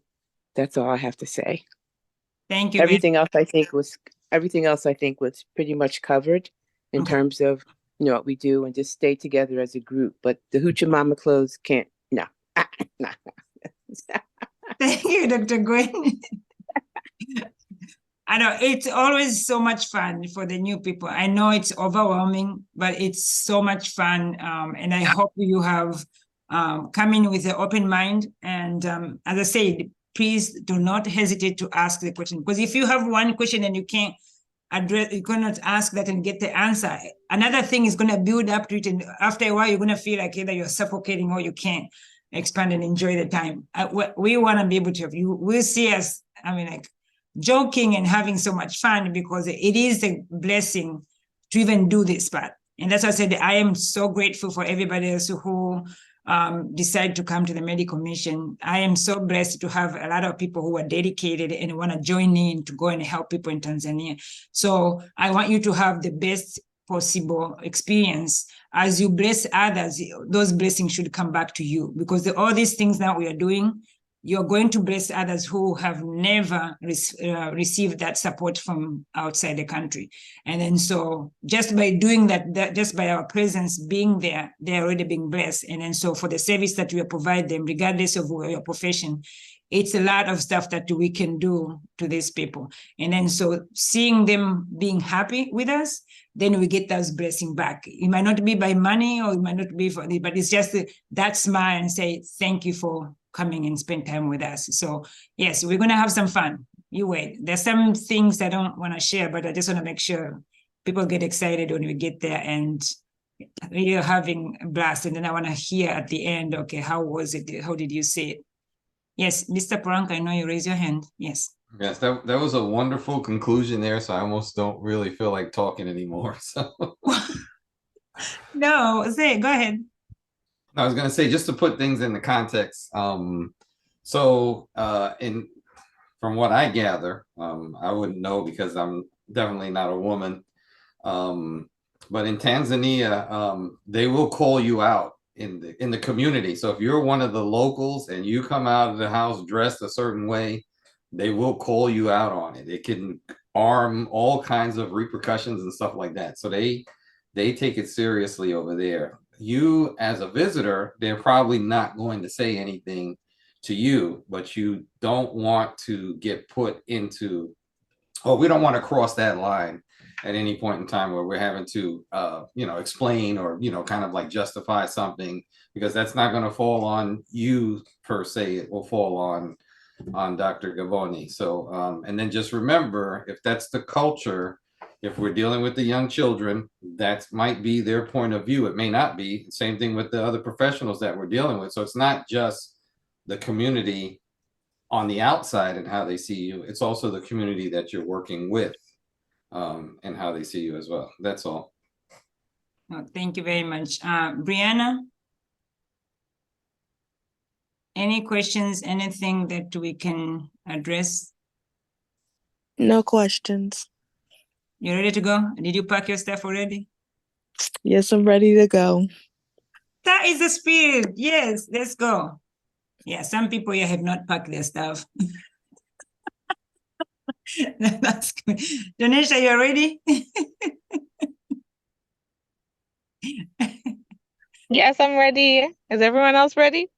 Oh, I'm ready. My ticket is right there. My bag is right there. I'm ready. I'm ready. Too bad your bag's empty. But I have my surprise. I'm going to pack and I'm going to send the picture tonight. You will see. Yeah. But no, yeah, definitely I have all the stuff ready. So this is the weekend that, yes, I'm ready. I'm ready. I'm excited. I am looking for that flight. Yes. Christine Peters, anything? I'm feeling ready up until everyone mentioned the clothes, and now I'm just gonna double check everything I packed. Okay, no, thank you. No, I mean, if you are in doubt, I mean, we can take a picture saying, no, me on the side, I'm going to say, okay, no, this one is great, this one is not okay, or modify this way and just have. As I said, yeah, we are going as a group, whether we have our Qhsc t-shirt or not, we are going as a group, and we want to be known as a group, and then we want to be received or as a group. And that's why we want to make sure, because we want to keep going over there to provide service. And you don't want to distract for what the good thing that we are doing by showing off either breasts or our waist or our whatever. We do know those, we do have all those organs, and we don't need to show them, but we just go there for the service. We want them to receive as professionals giving services, and you guys have sacrificed so much. So let's just make sure the message we send out is we're here to serve you, and then we are here to help you better your life. And that's what we want to do. Versus, okay, we are here, and then people start like, oh, look at what that she's wearing. Oh my God. Versus hearing, okay, we are here to help you figuring out if you can see or read. So that's it. And people who are at school wearing the t-shirt, you can wear dark color pants or skirt, long skirt, skirt and longer ones, that's fine, and black pants. Or if you have scrub pants on the bottom for the people in school, that's fine also. Something that is comfortable, because I know sometimes people like the bottom, the scrub bottom because of extra pockets. Or you can wear the what do you call Frank?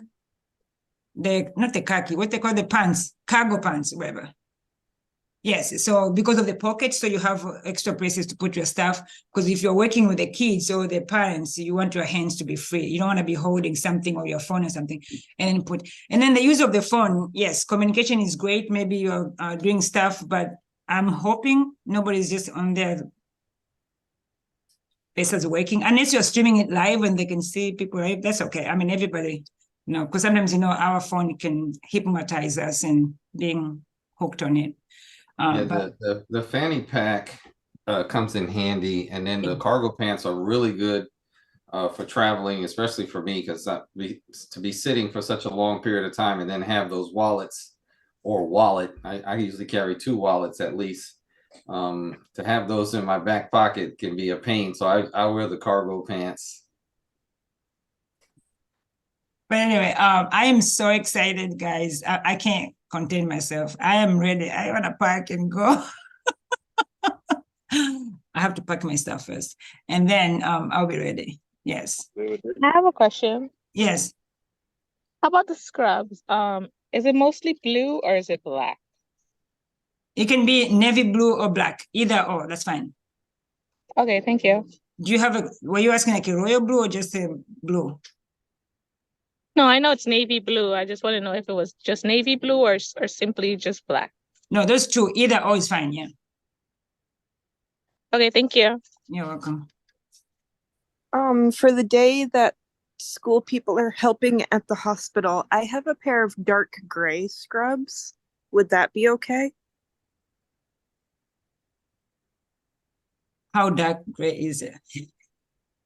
It's going to be like a light black. I think it's like what the phone users would say is like space gray. Oh my. Send me a picture. It's not like light gray, but it is darker gray. Okay, I think it should be fine, but just send me a picture, then we can do, yeah. Because if you have those already, then yeah. Yeah, just send me a picture, yeah. Thank you. You're welcome. Because I think I was explaining to somebody, yeah, so the people for non-healthcare workers, when you go to the hospital, if you don't have like a scrub, whatever the scrub, you can still go with us in the hospital, and then you can be, but you're not able to go inside the patient's room just because they want to make sure everybody who goes in there have their scrubs on. But you can still help around the unit and stuff like that. But if you are able to wear scrubs, which is fine. I mean, I'm not saying that please don't start shopping, please. We've already spent so much already. So, but if you have, as long as it's not like, like you run down tone and stuff like scrub like that, yeah. But if it's a good dark color scrubs and you want to wear that, but when you go to the hospital, that's fine. And then you can be able to help even inside. Let's say maybe in the OR, somebody wants to go with you in the OR, so you can show them how to sort stuff out. If you have scrubs on it with you, then that's fine. You should be able to go in there. If you don't, then that's fine. We can probably get the supply and then bring it outside in this unit, and then find somewhere to sit, and then you sort it up and label them and then give it back to them. So we still find it stuff for you to do. So I don't want people to go and start shopping, please. No, we have already spent enough. And so I think that's it for me. And as I said, any question you can put in a group if you think everybody else can benefit on that, or you can send me a question on the side. If I feel like that question is going to benefit everybody else, I might ask you to go back and send it in the group, so then I can respond in the group and everybody hear the answer, because sometimes it's helpful because we all think differently. And remember, for me, I've been there, I was born there, so some of the things I know, they're just normal, but for somebody like somebody here, so they might seem like, oh, why do we do that? So if I don't explain it, it's because I don't know, you didn't know. But I want to be able to have that chance to explain to you, okay, why that certain things are like that, and then so we can have the best time.